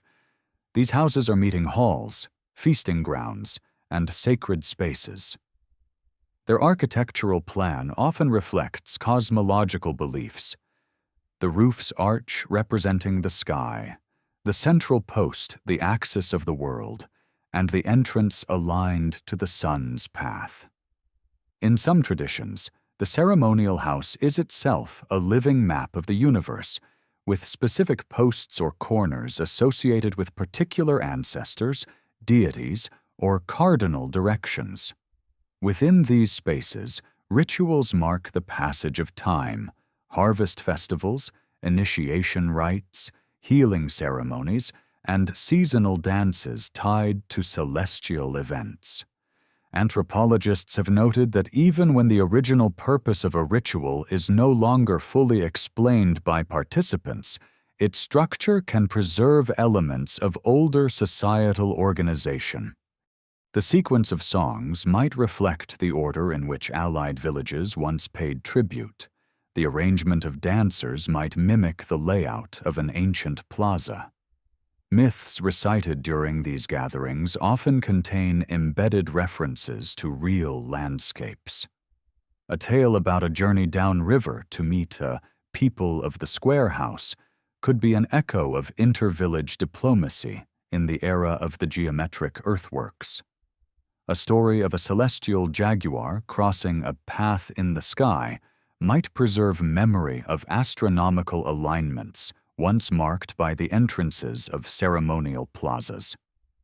These connections are rarely obvious to outsiders, but within the community, they remain part of an unbroken, if evolving, tradition. Some ceremonies incorporate material culture that is itself a form of archaeological continuity. Feather headdresses, woven belts, and ceramic vessels used in ritual contexts often employ patterns passed down for centuries. The designs may carry symbolic meanings that relate to cosmology, genealogy, or historical events. In some cases, archaeologists have found similar motifs on pottery excavated from terra preta sites hundreds of years old, suggesting a direct line between the material culture of the past and the living traditions of today. The role of music in preserving memory is particularly striking. Many Amazonian groups use song cycles, long sequences of verses sung in a specific order, to recount origin stories, migrations, and ancestral deeds. The melodies may change subtly over time, but the structure remains constant, acting as a framework for transmitting information across generations. In societies without writing, this kind of oral encoding is as crucial to history as stone inscriptions are to literate civilizations. Colonial disruption fractured many of these traditions, but it did not destroy them entirely. Even in mission settlements, where European authorities attempted to suppress indigenous rituals, fragments survived, sometimes hidden within outwardly Christian festivals, sometimes moved to remote areas beyond colonial control. Over the centuries, new layers of meaning have been added, blending pre-Columbian cosmologies with post-contact realities. This hybridity makes the work of tracing ancient connections more challenging, but also more revealing. For archaeologists, collaborating with indigenous elders and ritual specialists has become an essential part of reconstructing Amazonian history.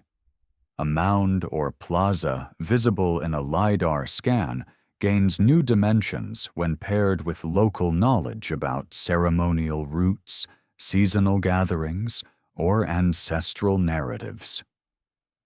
In some cases, elders have guided researchers to sites that were known orally but never documented in Western maps. These collaborations bridge the gap between physical evidence and intangible heritage, turning the forest into a kind of living archive. It is possible that some rituals we see today are the last living remnants of entire urban systems. Imagine a plaza where hundreds once gathered for solstice ceremonies, its earth banks aligned to the sunrise. The plaza is now covered in forest, but the date is still marked each year in song and dance, not on the plaza itself, but in a clearing nearby. The physical site may be gone from living memory, but the ritual continues, carrying the idea of that gathering place forward in time. The persistence of ritual also speaks to the resilience of identity. For communities whose material history has been erased by disease, colonization, and ecological succession, ceremonial life becomes a means of asserting continuity. To dance the old steps, to sing the old verses, is to affirm that the people of the plaza, the canal, the raised field have not disappeared. They have simply adapted. From the outside, such events may appear timeless, but they are in fact dynamic. New songs are added, old ones revised. Dances incorporate movements learned from neighboring groups. This adaptability is what allows rituals to endure for centuries, even as the material context changes. It is also what makes them invaluable to historians and archaeologists. They are living records that contain both the past and the present, woven together in performance. In a very real sense, the rituals of the Amazon are maps that are not drawn on paper or carved in stone, but traced in footsteps, chants, and drumbeats. They chart relationships between communities, between people and the land, and between the human and the cosmic. They remind us that while the forest may have reclaimed the plazas still exist in the minds and movements of the people. If the Amazon's ancient cities are ghosts in the soil, then its living rituals are their voices. They speak not in the language of ruins, but in the rhythms of celebration and remembrance, carrying forward a history that refuses to be silent. And as long as the songs continue, the memory of those cities, and the people who built them, remains alive in the green heart of the forest. Deep in the northeastern reaches of the Brazilian Amazon, far from the better-known geoglyph fields of Acre, lies a site that has puzzled archaeologists and astronomers alike. In the state of Amapá, on a grassy hilltop cleared of dense forest, stands a ring of upright granite blocks, some taller than a person, others worn nearly flush with the earth. Locals sometimes call it the Amazonian Stonehenge, a comparison that is both evocative and misleading. Unlike the towering trilithons of England, these stones are modest in scale, but their placement suggests a purpose just as profound. They appear to mark the movements of the sun. First brought to broader attention in the early 2000s, the site, officially known as the Rego Grande Archaeological Site, consists of more than 100 stones arranged in patterns that are not random. Some stand in straight lines, others form partial circles. One particularly striking alignment frames the sunrise on the December solstice, the day when the sun reaches its southernmost point in the sky. On that morning, sunlight passes between two specific stones and falls on a flat, prominent slab, illuminating it for just a few moments before shifting away. The idea that Amazonian societies built stone observatories challenges the stereotype of the rainforest as a place without enduring monuments. Here, in a region where most architecture was of wood and earth, stone was rare and valuable. Transporting and erecting these blocks would have required significant labor, coordination, and planning. Their positioning with respect to celestial events suggests that their builders were skilled observers of the sky, attuned to the rhythms of the sun's journey across the horizon. Why would such alignments matter? In many pre-Columbian societies, solar events were not merely astronomical curiosities. They were essential markers for agricultural and ceremonial calendars. In the tropics, where seasonal changes in temperature are subtle, the position of sunrise or sunset can indicate shifts in rainfall patterns, planting times, and river levels. For Amazonian farmers, knowing when to plant manioc or when to prepare for seasonal floods could mean the difference between abundance and scarcity. The Rego Grande site also hints at a cultural dimension to astronomy. Ethnographic studies of indigenous Amazonian groups show that celestial bodies are woven deeply into myth and ritual. The sun, moon, and constellations often have personalities, histories, and relationships that parallel human society. Aligning a ceremonial space with the sun's path could have been a way of integrating the community's spiritual beliefs with its practical needs, a fusion of cosmology and ecology in the built environment.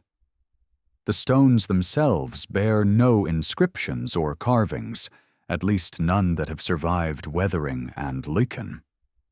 Their power lies in their arrangement, in the way they define sightlines and horizons. Some researchers have suggested that the site may have served multiple purposes over time, as a calendar, a ceremonial ground, and perhaps even a burial place.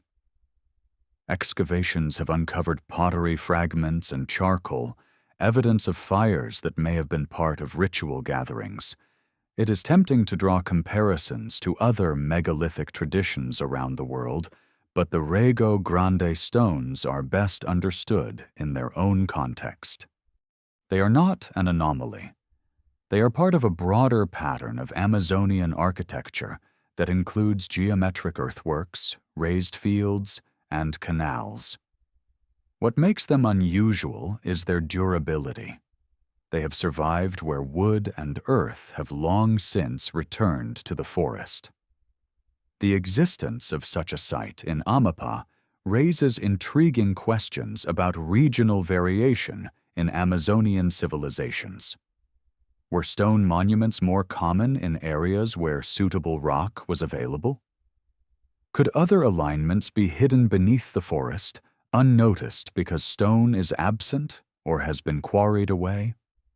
If astronomical knowledge was widespread, how was it transmitted between communities separated by hundreds of miles of river and forest? One hypothesis is that sites like Rego Grande served as regional gathering points. The solstice sunrise, marked by the alignment of stones, could have drawn people from surrounding villages for feasts, trade, and the reaffirmation of social ties. Such gatherings would have reinforced a shared calendar and cosmology, ensuring that distant communities remained connected through common rituals. In this interpretation, the stones are more than a calendar. They are a statement of unity. By fixing the sun's position in stone, the builders anchored their society's rhythms in something immovable, visible, and enduring. Even if the forest closed in, even if wooden structures rotted and earthworks softened, the stones would stand, markers not just of time, but of belonging. Today, standing at Rego Grande in the early morning, you can watch the same light that ancient eyes once saw. As the sun lifts over the horizon, its rays cut through the gap between stones, igniting the slab at the center. The air is filled with bird calls, the smell of wet grass, and the faint hum of insects. It is easy to imagine the space filled with people, elders chanting, children watching in awe, traders laying out goods, and farmers calculating the weeks until planting. The scene is both utterly Amazonian and universally human. Sites like this complicate the picture of the Amazon's past. They remind us that the region's civilizations were not only engineers of soil and water, but also observers of the cosmos, capable of inscribing celestial order into their landscapes. The forest may hide their cities, but the sky reveals their calendars, and the stones, silent, patient, and enduring, still mark the turning of the year. From the snow-capped peaks of the Andes to the tangled waterways of the Amazon basin lies one of the most dramatic ecological gradients on Earth. In just a few hundred miles, the land drops from more than 13,000 feet above sea level to barely above the floodplain, passing through high-altitude grasslands, cloud forests, and lowland jungles. This steep descent is not a barrier. It is a corridor, a conduit through which goods, ideas, and people have moved for millennia. The archaeological record reveals that the Andes and Amazon were never isolated worlds. They were bound together by trade routes, cultural exchange, and shared histories that challenge the old view of the Amazon as a separate, self-contained realm. In the Andean highlands, civilizations like the Wari, Tiwanaku, and later the Inca built extensive road networks, some of which descended into the eastern slopes and linked to river systems flowing toward the Amazon. These routes allowed the exchange of products from vastly different ecological zones. Salt, potatoes, and textiles from the highlands traveled downslope, while feathers, medicinal plants, hardwoods, and exotic fruits made the journey upward. Archaeological sites in the eastern Andes have yielded Amazonian goods like tropical bird feathers and coca leaves, while lowland sites contain Andean artifacts such as metal tools, ceramic styles, and even obsidian blades sourced from volcanic regions hundreds of miles away. This exchange was not purely economic. Alongside goods came stories, rituals, and technologies. The spread of certain agricultural techniques, like raised field farming, may have roots in knowledge shared between Andean and Amazonian communities. Linguistic studies have also identified loanwords between Quechua, the language of the Inca, and various Amazonian languages, suggesting long-standing contact and mutual influence. Ceremonial centers on the Andean foothills often show signs of hybrid cultural traits. For example, in the Chachapoyas region of northern Peru, hilltop settlements feature architecture reminiscent of highland styles, but their decorative motifs include animal forms and botanical imagery more typical of lowland traditions. This blend hints at communities that acted as cultural intermediaries, bridging the two worlds. In Bolivia's Llanos de Moxos, archaeologists have found evidence of trade with Andean cultures dating back at least 1,000 years. Polished greenstone axes, which do not occur naturally in the lowlands, suggest imports from the Andes, possibly in exchange for tropical products like cotton, fish, or ornamental feathers.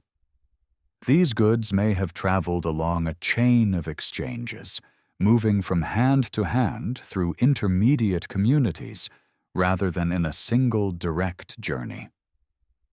One of the most fascinating aspects of this connection is how it may have influenced cosmology. Andean civilizations often viewed mountains, apiyuyes, as sacred beings, guardians of communities, and sources of life-giving water. In the Amazon, rivers hold a similar spiritual weight. They are paths, ancestors, and living entities in their own right.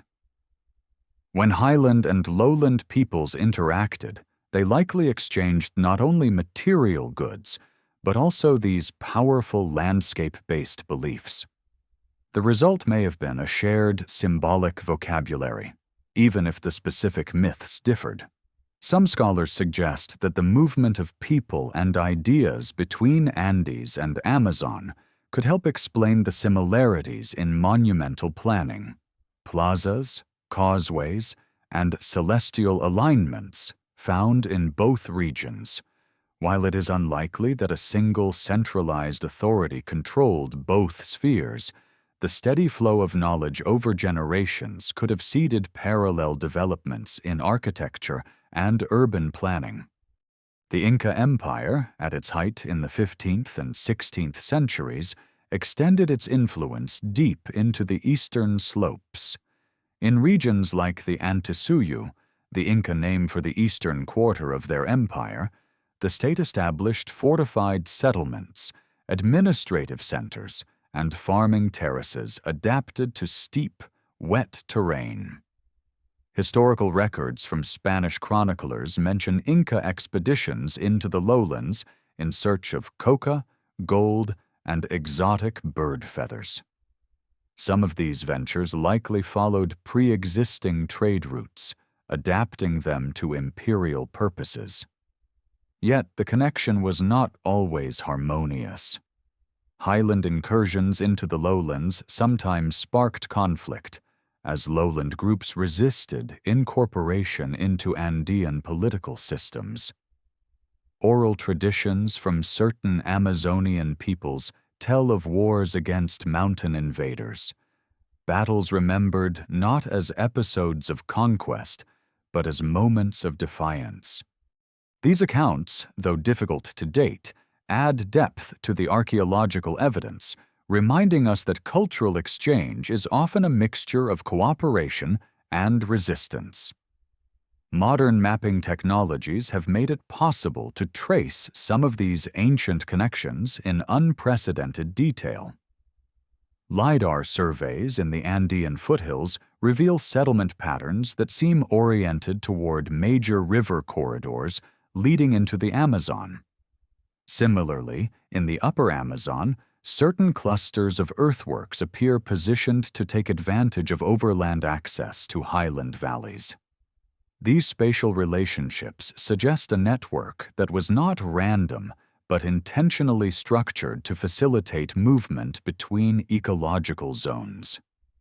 Even today, the Andes-Amazon corridor remains a place of cultural blending.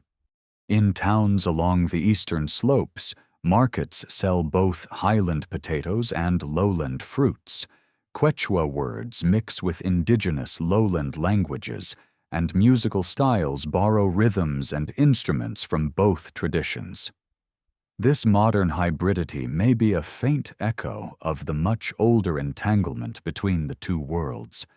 The Andes and Amazon together form a single, vast cultural landscape, one that cannot be fully understood in isolation. The highlands provided metals, fibers, and durable crops. The lowlands offered an unparalleled range of biological resources. The exchange between them was not an occasional trickle, but a steady flow, as vital to the people of the past as the rivers themselves. In recognizing this connection, we also begin to see Amazonian civilizations in a broader frame. They were not isolated experiments in living, cut off from the rest of the continent. They were participants in a continental network of exchange, innovation, and shared knowledge, partners in shaping a history that is far richer, more complex, and more interconnected than the old maps ever showed. In the Amazon, rain is not just weather. It is an architect, a destroyer, and a keeper of secrets. The average year here can bring more than 80 inches of rainfall, often delivered in violent bursts that can last for hours. Rivers rise and fall dramatically with the seasons, swelling over their banks to flood miles of surrounding forest before receding again. To live here, ancient Amazonian societies had to adapt to water's rhythms. But for the archaeologists trying to reconstruct their world, the same water has been an unrelenting eraser of history. Earthworks, canals, raised fields, and plazas, all vulnerable to erosion, can lose their sharp edges in just a few decades without maintenance. In a landscape where soil is constantly being shifted by rain and flood, the contours of human construction blur quickly into the background. A plaza that was once a perfect square becomes a faint depression. A causeway collapses into the surrounding floodplain. Even the terra preta soils that survive for millennia can be covered over by layers of silt or vegetation, invisible to the casual eye. The destructive power of rain is not only physical, but chemical. In this hot, wet climate, organic material decays with astonishing speed. Wooden structures, the pillars of ceremonial houses, the beams of bridges, the walls of homes, can vanish within a generation.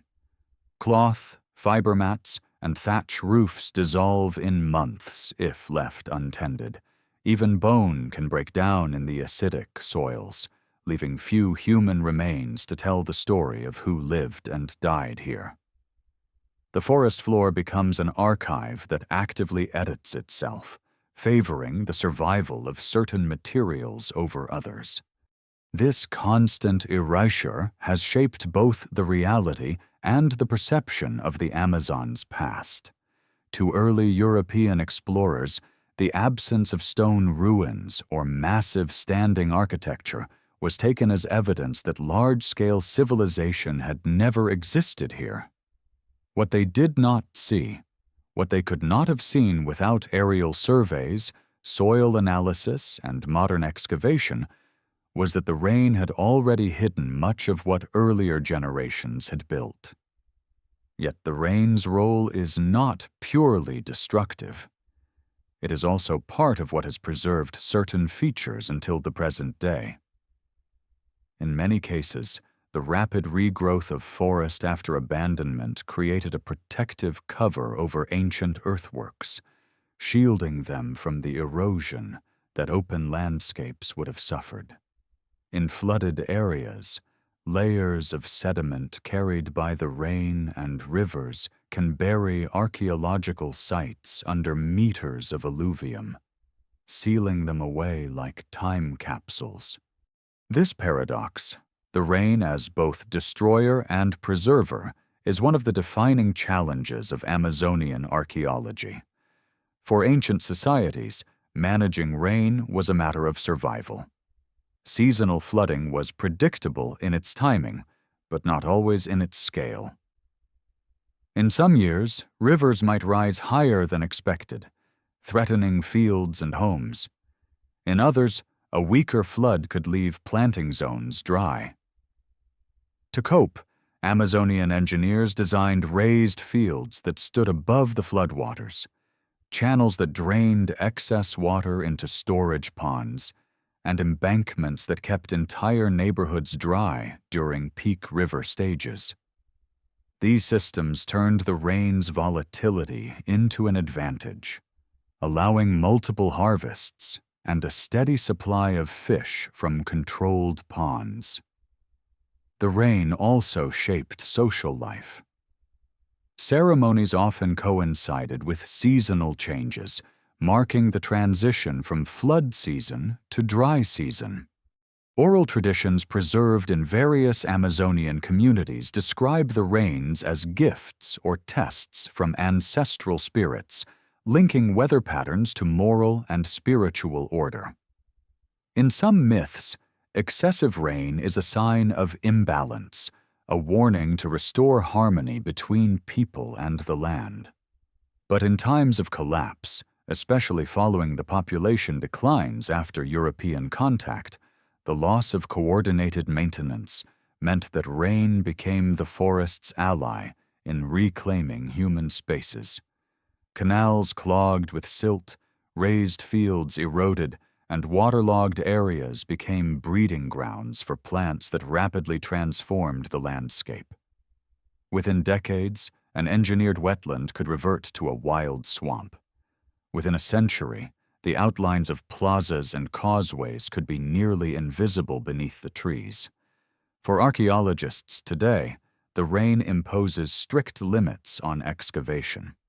Sites must often be dug in the brief, dry season, and even then, sudden storms can flood trenches or wash away exposed layers before they can be documented. The constant moisture means that organic finds must be stabilized immediately or risk crumbling to dust. In some locations, researchers rely on coring, extracting long, narrow columns of soil to study buried layers without exposing them to destructive weather. Remote sensing technologies like LiDAR have helped circumvent some of these challenges. Because LiDAR can see through the forest canopy and detect subtle changes in elevation, it can reveal patterns invisible at ground level, no matter how much rain has blurred them. But even here, interpretation is tricky.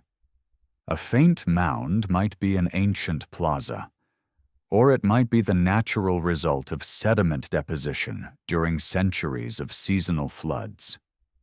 Understanding the difference often requires a delicate balance between high-tech mapping and old-fashioned, mud-soaked fieldwork. There is a certain irony in the fact that rain, which has so effectively hidden the Amazon's ancient history, was also one of the key elements that made that history possible. Without the seasonal floods and the steady supply of fresh water, the abundance that supported large populations would not have existed. The very thing that now challenges archaeologists was once the lifeblood of the civilizations they study. Walking through the forest after a rainstorm today, you can still see hints of this dual role. Water pools in depressions that may once have been fish ponds. A straight line of slightly raised ground sheds rain differently than the surrounding soil, hinting at an old causeway beneath. The air smells of wet earth and decomposing leaves, the same scent that has filled this place for thousands of years through cycles of building, abandonment, and regrowth. In this way, rain is both the eraser and the pen. It writes new layers of the landscape even as it washes away the old, ensuring that the Amazon's history is never static, never fully preserved, and never entirely lost. For those who seek to read that history, it demands patience, humility, and an acceptance that some lines in the story will always be blurred. When human hands withdraw from the Amazon, the forest moves in with astonishing speed.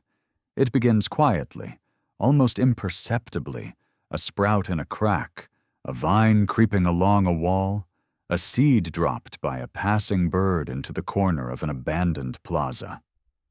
But in the rainforest, life operates on a different scale of urgency. Within a few years, the outlines of human construction begin to blur. Within a few decades, they can disappear entirely beneath a living canopy. The forest's return is not just a matter of plants reclaiming space. It is a profound ecological takeover, one that rewrites the landscape's identity. For ancient Amazonian cities, this process would have been inevitable once their population collapsed. Without constant clearing and maintenance, orchards and fields shift toward a new equilibrium. The first invaders are often pioneer species, fast-growing plants like cecropia trees, which thrive in open, disturbed ground. These species create shade that allows slower-growing hardwoods to take root, and within years, the once open plaza becomes a young forest. The canopy closes, humidity rises, and conditions for decomposition accelerate. Wood structures, already vulnerable in the tropical climate, rot away completely, leaving no visible trace above ground. The forest's return also works vertically. Roots drive deep into the earth, splitting the compacted soil of old causeways and loosening the embankments of canals. Over time, the engineered geometry of these features softens into the natural curves and dips of the surrounding terrain. In some cases, the roots of massive kapok or fig trees grow directly over stone or earthen walls, fusing human construction and plant life into a single form. To the untrained eye, the result looks like untouched wilderness, but beneath the tangle lies the architecture of a vanished city. Ecologically, this process restores biodiversity, but not to its original state. Forest regrowth over former human settlements often retains a memory of its cultivated past. Clusters of useful fruit trees, Brazil nut, peach palm, cacao, may persist for centuries, outcompeting other species in the nutrient-rich terra preta soils left behind by ancient farmers. Botanists call such places anthropogenic forests, living archives of human influence where the species composition reflects decisions made long before the current forest took root. From a historical perspective, the forest's return is both preservation and obliteration. It protects fragile earthworks from erosion by shielding them under a canopy, but it also conceals them from view, making their existence easy to deny. For centuries, the absence of visible ruins reinforced the myth that the Amazon had never hosted complex societies. Only in the last few decades, with LiDAR and other remote sensing technologies, have researchers been able to strip away the green veil in the digital realm, revealing the grid-like patterns, plazas, and causeways hidden beneath. The speed of regrowth also explains why early European explorers could see bustling towns along the river, while later travelers found nothing but forest. In the humid tropics, it does not take centuries for nature to erase the evidence of abandonment. A single human lifetime is often enough.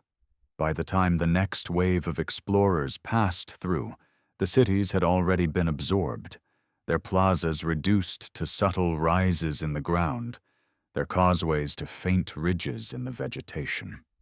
For the people who lived here, the forest's return may have carried layered meanings. In many indigenous cosmologies, the forest is not just a backdrop to human life, but a living being with agency.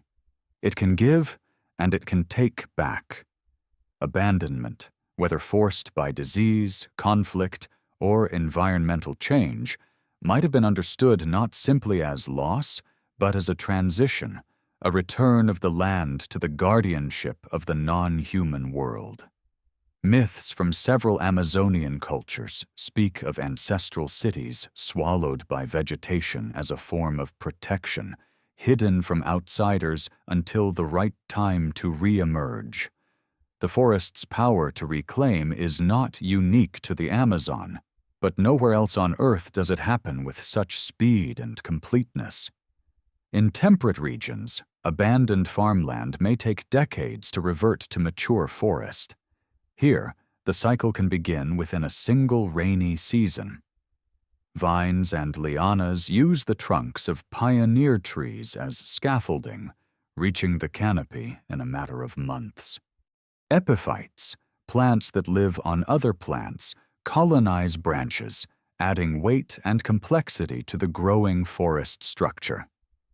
The result is a dense, layered habitat that supports a surge of animal life, from insects to monkeys to jaguars. This resurgence is why archaeologists often find more biodiversity in and around ancient earthworks than in the surrounding forest. Old settlement sites, with their enriched soils and legacy plantings, attract species in search of food, creating hotspots of ecological activity. In this sense, the forest's return does not erase the human past so much as it incorporates it into a new living system. Yet, for the researcher on the ground, these same conditions make excavation and preservation difficult. Clearing a small test area can take days, and within weeks of being left alone, the site begins to overgrow again. The constant pressure of plant growth, combined with the risk of erosion once the canopy is removed, means that most Amazonian archaeological sites are left covered, their protection lying in the very forest that hides them. Seen from a broader perspective, the forest's return is a reminder of the Amazon's dual identity. It is both a human-shaped landscape and a wild ecosystem. For centuries, people here worked with the cycles of growth and decay, building systems that embraced the forest's vitality rather than attempting to suppress it entirely. That balance allowed civilizations to thrive for centuries, and also allowed the forest to take back its space when those civilizations fell. Standing today in a clearing where a massive kapok tree grows over the remains of an ancient plaza, it is impossible not to feel the presence of both histories at once. The roots are the forests, but the level ground beneath them was once a place of human gathering. The leaves above catch the same rain that once fed crops here. The forest has returned, but it has not forgotten. In this way, the Amazon is not just a place where history has been erased. It is a place where history is alive, folded into the very fabric of the landscape. Every tree that grows on an ancient mound, every vine that twines over a buried canal, is part of a story that began long before and will continue long after our brief human glimpse of it. In the Amazon, where the natural soils are often thin, acidic, and poor in nutrients, there are patches of ground that defy the rules. These are the Terra Preta do Indio, Indian black earth, expanses of dark, fertile soil, unlike anything else in the region. Rich in charcoal, organic matter, and microscopic life. Terra Preta holds moisture, retains nutrients, and supports plant growth far more vigorously than the surrounding earth. Farmers who work these soils today can harvest bountiful crops without the need for modern fertilizers, and the land stays productive year after year. For centuries, locals have known the value of Terra Preta. Even before archaeologists began studying it in detail, farmers recognized its distinct texture and color. They would seek it out for planting manioc, maize, or vegetables, often returning to the same patches for generations. When asked how such soil came to be, some elders spoke of it as a gift from the ancestors, a legacy deliberately created for those who would come after.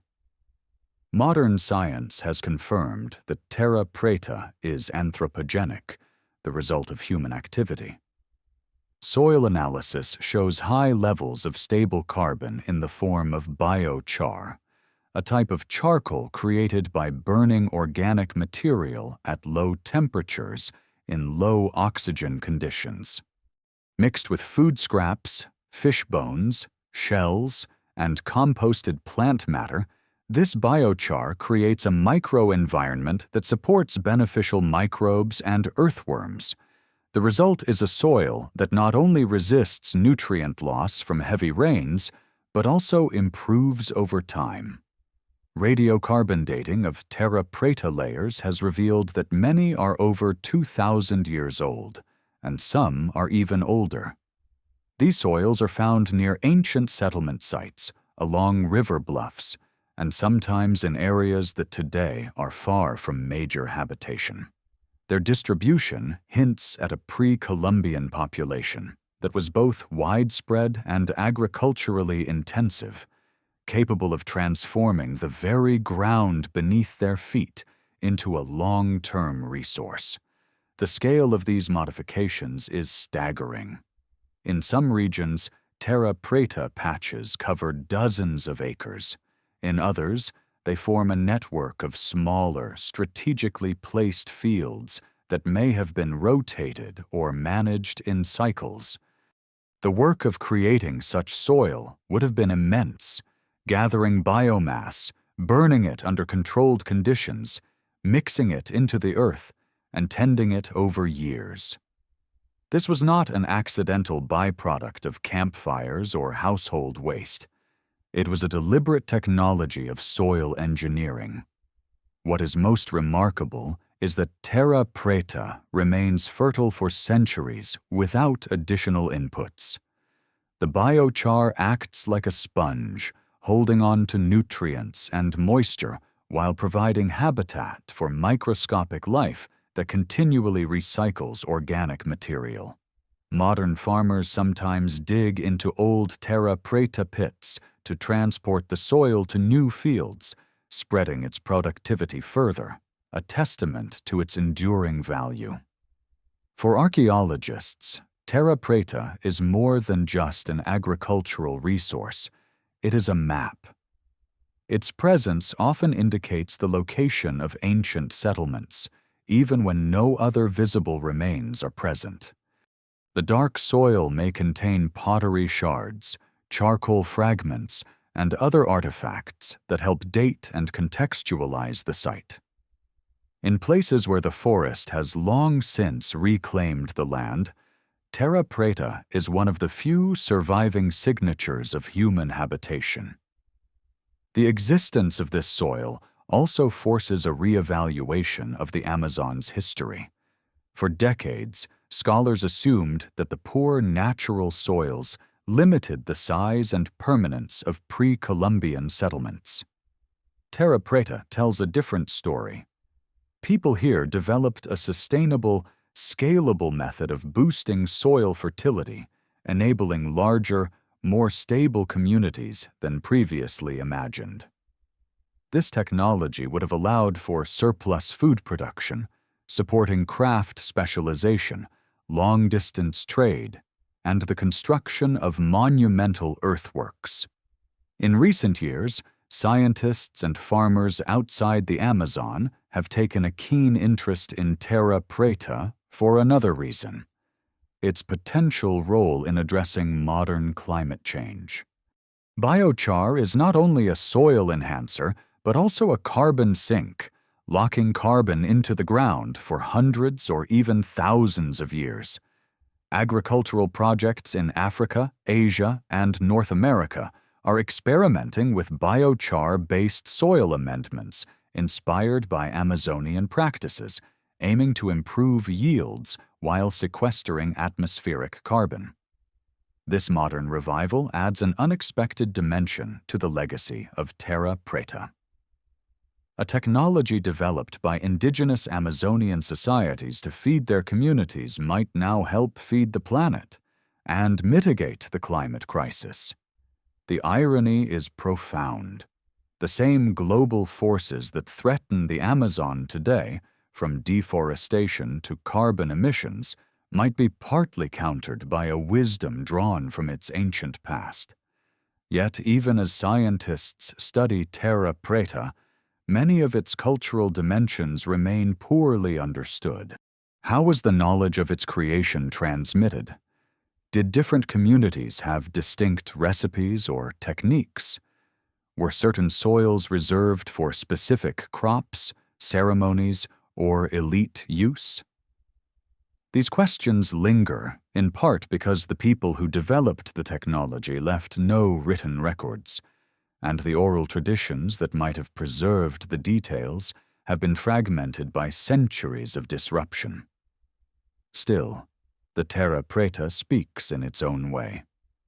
Dig into it, and you can feel the difference: loamy, rich, and cool even on a hot day. In some places, ancient potsherds protrude from the soil, reminders of meals cooked and shared long before the forest reclaimed the land. The black earth holds both the physical nutrients for life and the intangible nutrients of memory, connecting present-day farmers to the hands that first shaped it. Standing on a bluff above a slow-moving tributary, with terra preta underfoot and the vast green expanse stretching to the horizon, it is easy to imagine the voices of those earlier farmers, explaining the craft to their children: how to build the fire, when to turn the soil, which plants to feed it with. The call of the black earth is not just about fertility, it is about continuity. The way knowledge can endure not in books or monuments, but in the very ground that sustains us. For centuries, the Amazon kept its secrets beneath an unbroken canopy of green. Explorers could spend months on its rivers without ever glimpsing more than a few feet into the dense wall of vegetation. Even in the dry season, when some earthworks become faintly visible on the ground, the sheer scale of any ancient settlement was impossible to grasp. That changed in the 21st century with the arrival of a technology that could, quite literally, see through the forest. LiDAR, light detection and ranging. LiDAR works by sending out millions of laser pulses from an aircraft or drone and measuring how long they take to bounce back from the surface below. In dense forests, most pulses hit the canopy and return quickly, but a fraction slip through gaps in the leaves and branches to strike the ground. By filtering out the canopy returns and keeping only the ground hits, researchers can produce a bare earth model of the terrain, one that reveals subtle features invisible to the naked eye. The impact on Amazonian archaeology has been nothing short of revolutionary. In 2018, a team of Brazilian and British researchers flew LiDAR surveys over parts of Acre in western Brazil, an area already known for its mysterious geoglyphs. What emerged on their screens was staggering. Hundreds of geometric enclosures, circular plazas, rectangular platforms, and perfectly straight roads, some running for miles. Many of these features were entirely hidden by forest and had never been documented before. LiDAR didn't just confirm what archaeologists suspected, it expanded the scale beyond imagination. Patterns emerged showing clusters of sites connected by causeways, suggesting a network of settlements rather than isolated villages. The level of planning implied by these alignments pointed to coordinated labor and shared cultural practices across large areas. Subsequent LiDAR surveys pushed the revelations even further. In 2022, a project in the Llanos de Moxos of Bolivia uncovered vast complexes of monumental earthworks, tiered platforms, U-shaped structures, and massive conical mounds, all interconnected by causeways and canals. These were not random clearings. They were planned landscapes on a scale comparable, in organizational complexity, to the ancient cities of the Maya lowlands or the Khmer Empire in Cambodia. For archaeologists accustomed to working in small excavation pits, the LiDAR maps were like switching from a magnifying glass to a satellite view. Suddenly, they could see how individual features fit into a broader urban plan. A mound that might have seemed insignificant in isolation became part of a ceremonial avenue. A canal, once thought to be a natural stream, was revealed as one link in an engineered waterway system stretching for kilometers. The technology also helped solve an old puzzle. Why earlier explorers had failed to find the great cities described by chroniclers like Gaspar de Carvajal. The answer was simple. Those cities were still there, but they had been cloaked by centuries of forest growth. Wooden buildings had rotted, and earthworks had softened, but the fundamental geometry remained in the ground, hidden until the lasers traced their lines once more. LiDAR's revelations have not been without controversy. Some researchers caution against over-interpreting the data, noting that earthworks do not automatically equate to cities in the conventional sense. They point out that LiDAR cannot tell us how many people lived in a given place, what daily life was like, or whether certain sites were permanent settlements or seasonal gathering points. Excavation is still essential to answer those questions. But few dispute that the sheer number and organization of features visible in the LiDAR imagery demand a rethinking of the Amazon's pre-Columbian history. Beyond its academic impact, LiDAR has captured the public imagination. The images, intricate webs of lines and shapes glowing in false color relief, are as compelling as any treasure map. They have been featured in documentaries, news articles, and museum exhibitions, bringing the idea of ancient Amazonian civilizations into mainstream awareness. For many viewers, These ghostly maps are the first tangible proof that the rainforest once held urban landscapes on par with those of better-known ancient worlds. The technology has also spurred collaboration between archaeologists, indigenous communities, and conservationists. In some cases, LiDAR has confirmed local oral traditions about old places hidden in the forest, validating knowledge that outsiders had dismissed for generations. For indigenous leaders, the laser maps can be a powerful tool for cultural preservation and land rights, showing that their territories contain ancestral sites of historical and spiritual importance. Yet LiDAR has also revealed a vulnerability. Many of the newly mapped sites lie in regions threatened by logging, agriculture, and infrastructure development. Without the forest cover that has protected them for centuries, these earthworks could be damaged or destroyed before they are fully documented. In this sense, the technology's greatest gift, making the invisible visible, also creates an urgent responsibility to protect what it uncovers. As more areas of the Amazon are surveyed, the picture is likely to become even more complex.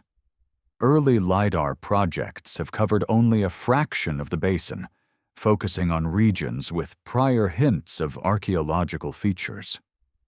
If similar patterns are found elsewhere, the narrative of Amazonian prehistory will need to expand once again, recognizing the basin not as a wilderness punctuated by scattered villages, but as a patchwork of interconnected urban and rural landscapes shaped by human hands over millennia.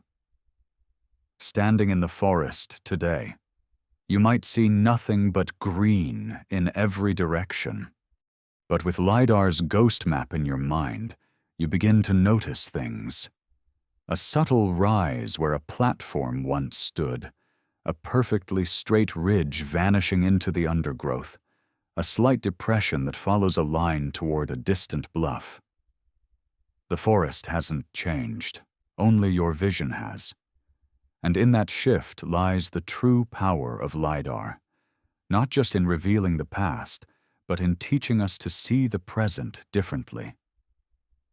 The world's eyes are now open, and the question is no longer whether the Amazon held great civilizations, but how many more remain hidden, waiting for the light to find them.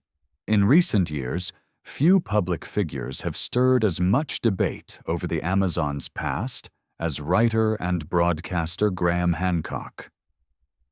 Known for his best-selling books and documentaries, Hancock has argued that the world's ancient history is incomplete, that we have overlooked or misunderstood entire chapters of humanity's story.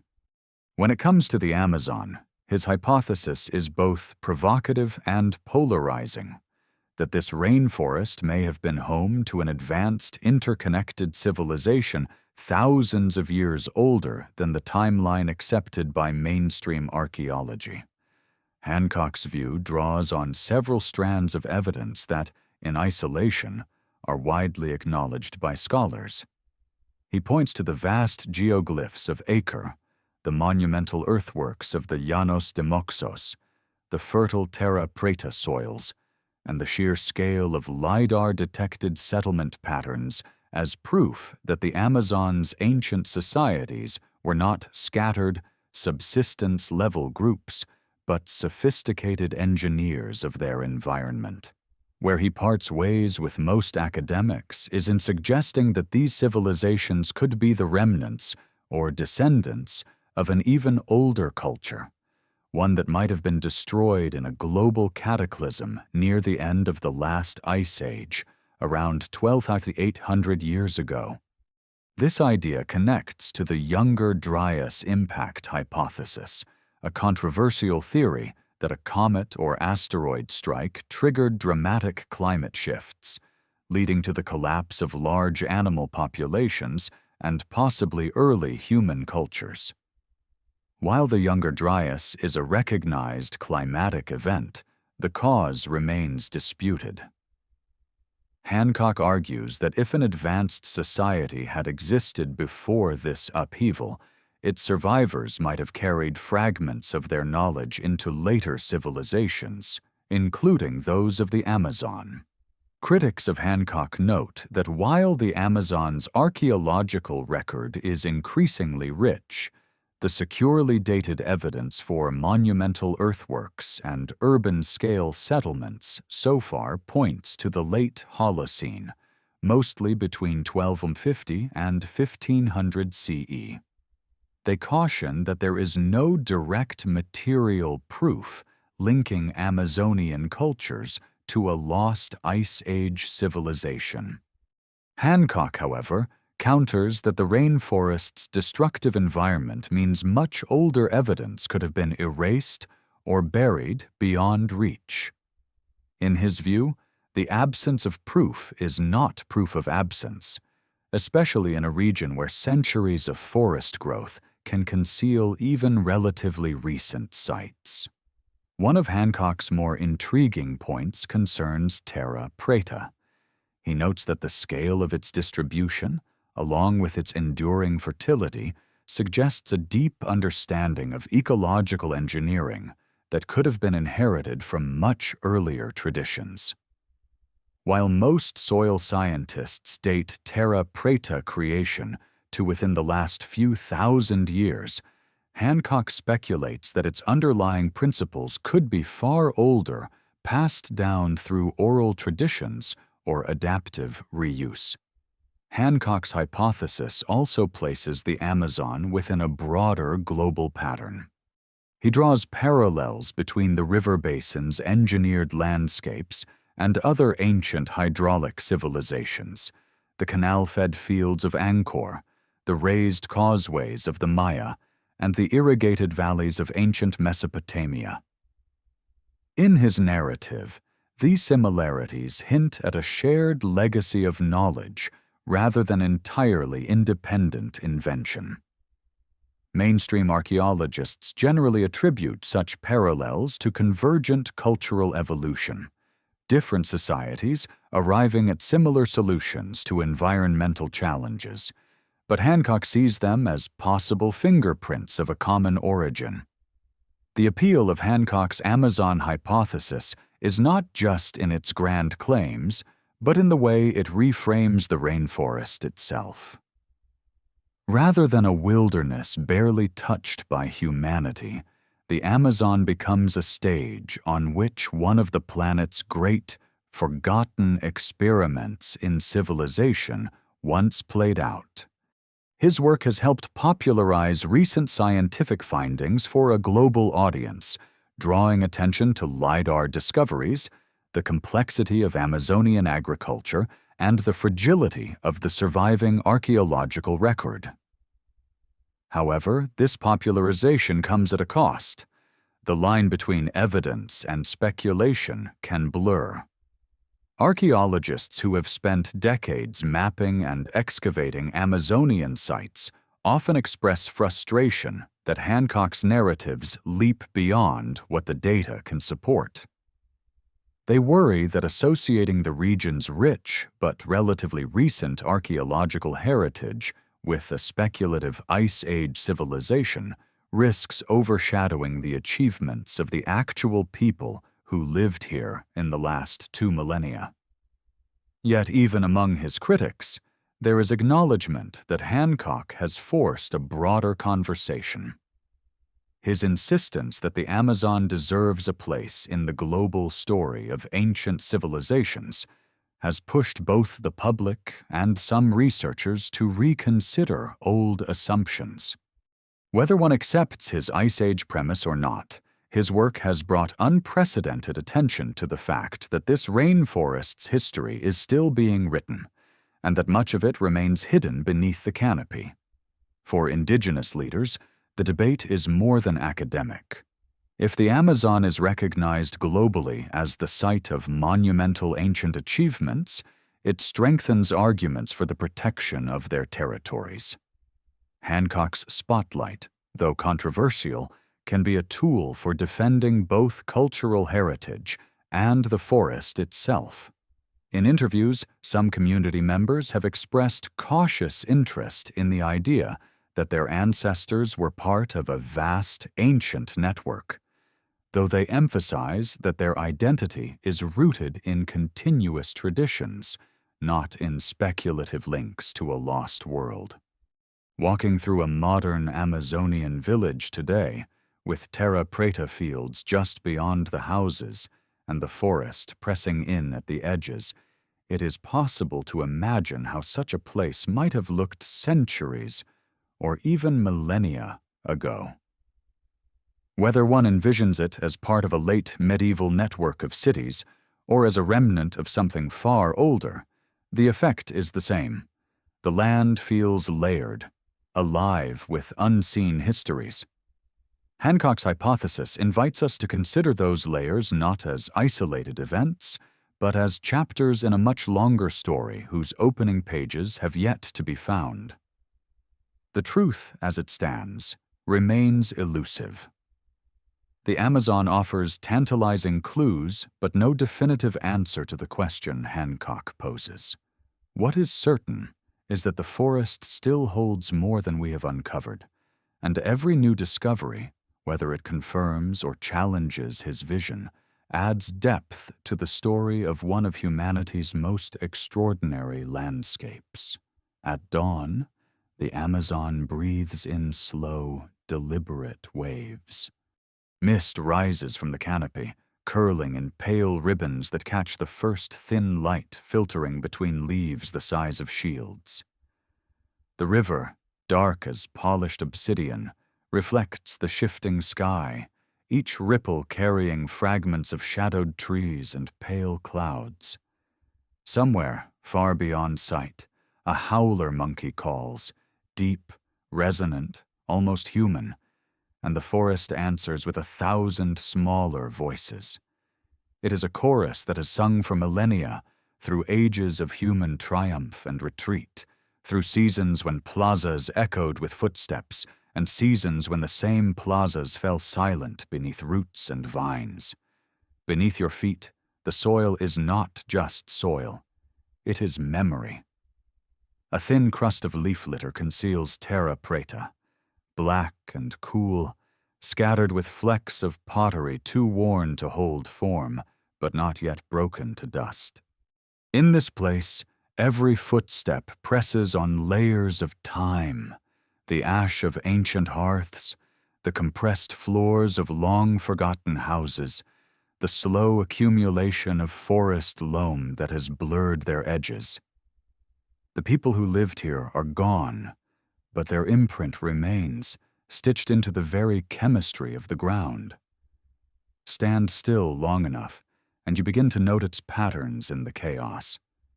A rise in the terrain where the forest grows just a little differently, thicker fruit trees, clustered palms, a shallow ditch, softened by centuries of rain, that arcs in a near-perfect circle before vanishing into the undergrowth. These are not accidents. They are the geometry of memory, drawn in living green instead of stone. The forest does not keep archives in the way a library does. It stores its records in growth rings, in pollen grains buried deep in the sediment of oxbow lakes, in the quiet persistence of species planted by hands that no one remembers. Some trees here are direct descendants of cultivated groves, their seeds carried by wind, water, and birds from orchards tended before the arrival of Columbus, before the rise of Rome, before the walls of Troy were rubble.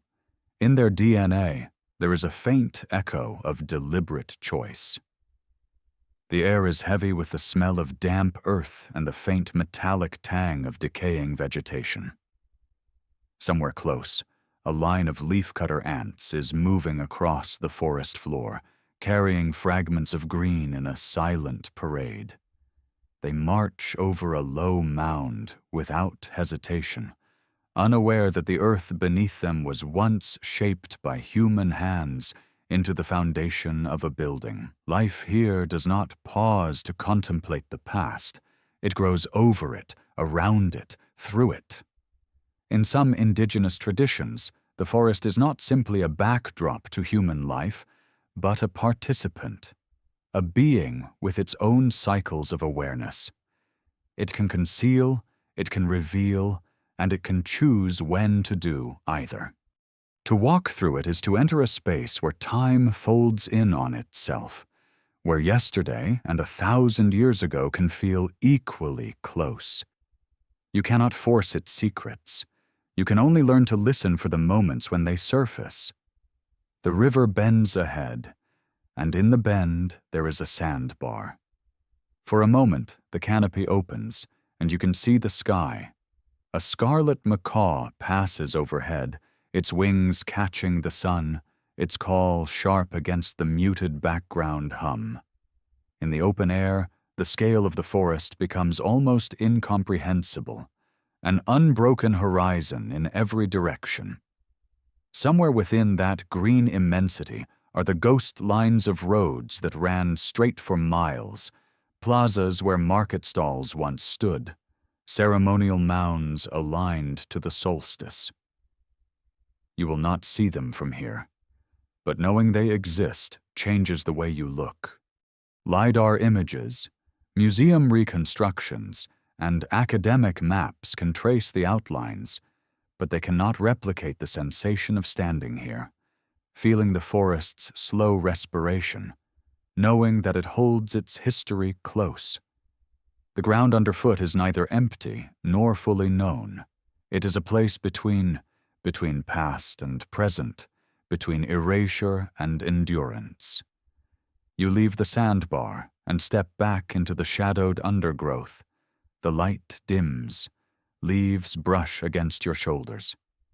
Somewhere ahead, the sound of water grows louder, the promise of another tributary crossing your path. As you walk, you wonder which of the countless plants around you were once planted for food, medicine, or ceremony, and which have claimed this place entirely on their own. There is no clear answer. That is part of the forest's design. Even now, the Amazon is still shaping itself, as it has for millions of years. It absorbs what comes, transforms it, and folds it into its endless cycle. Civilizations may rise and fall within it, but the forest does not end with them.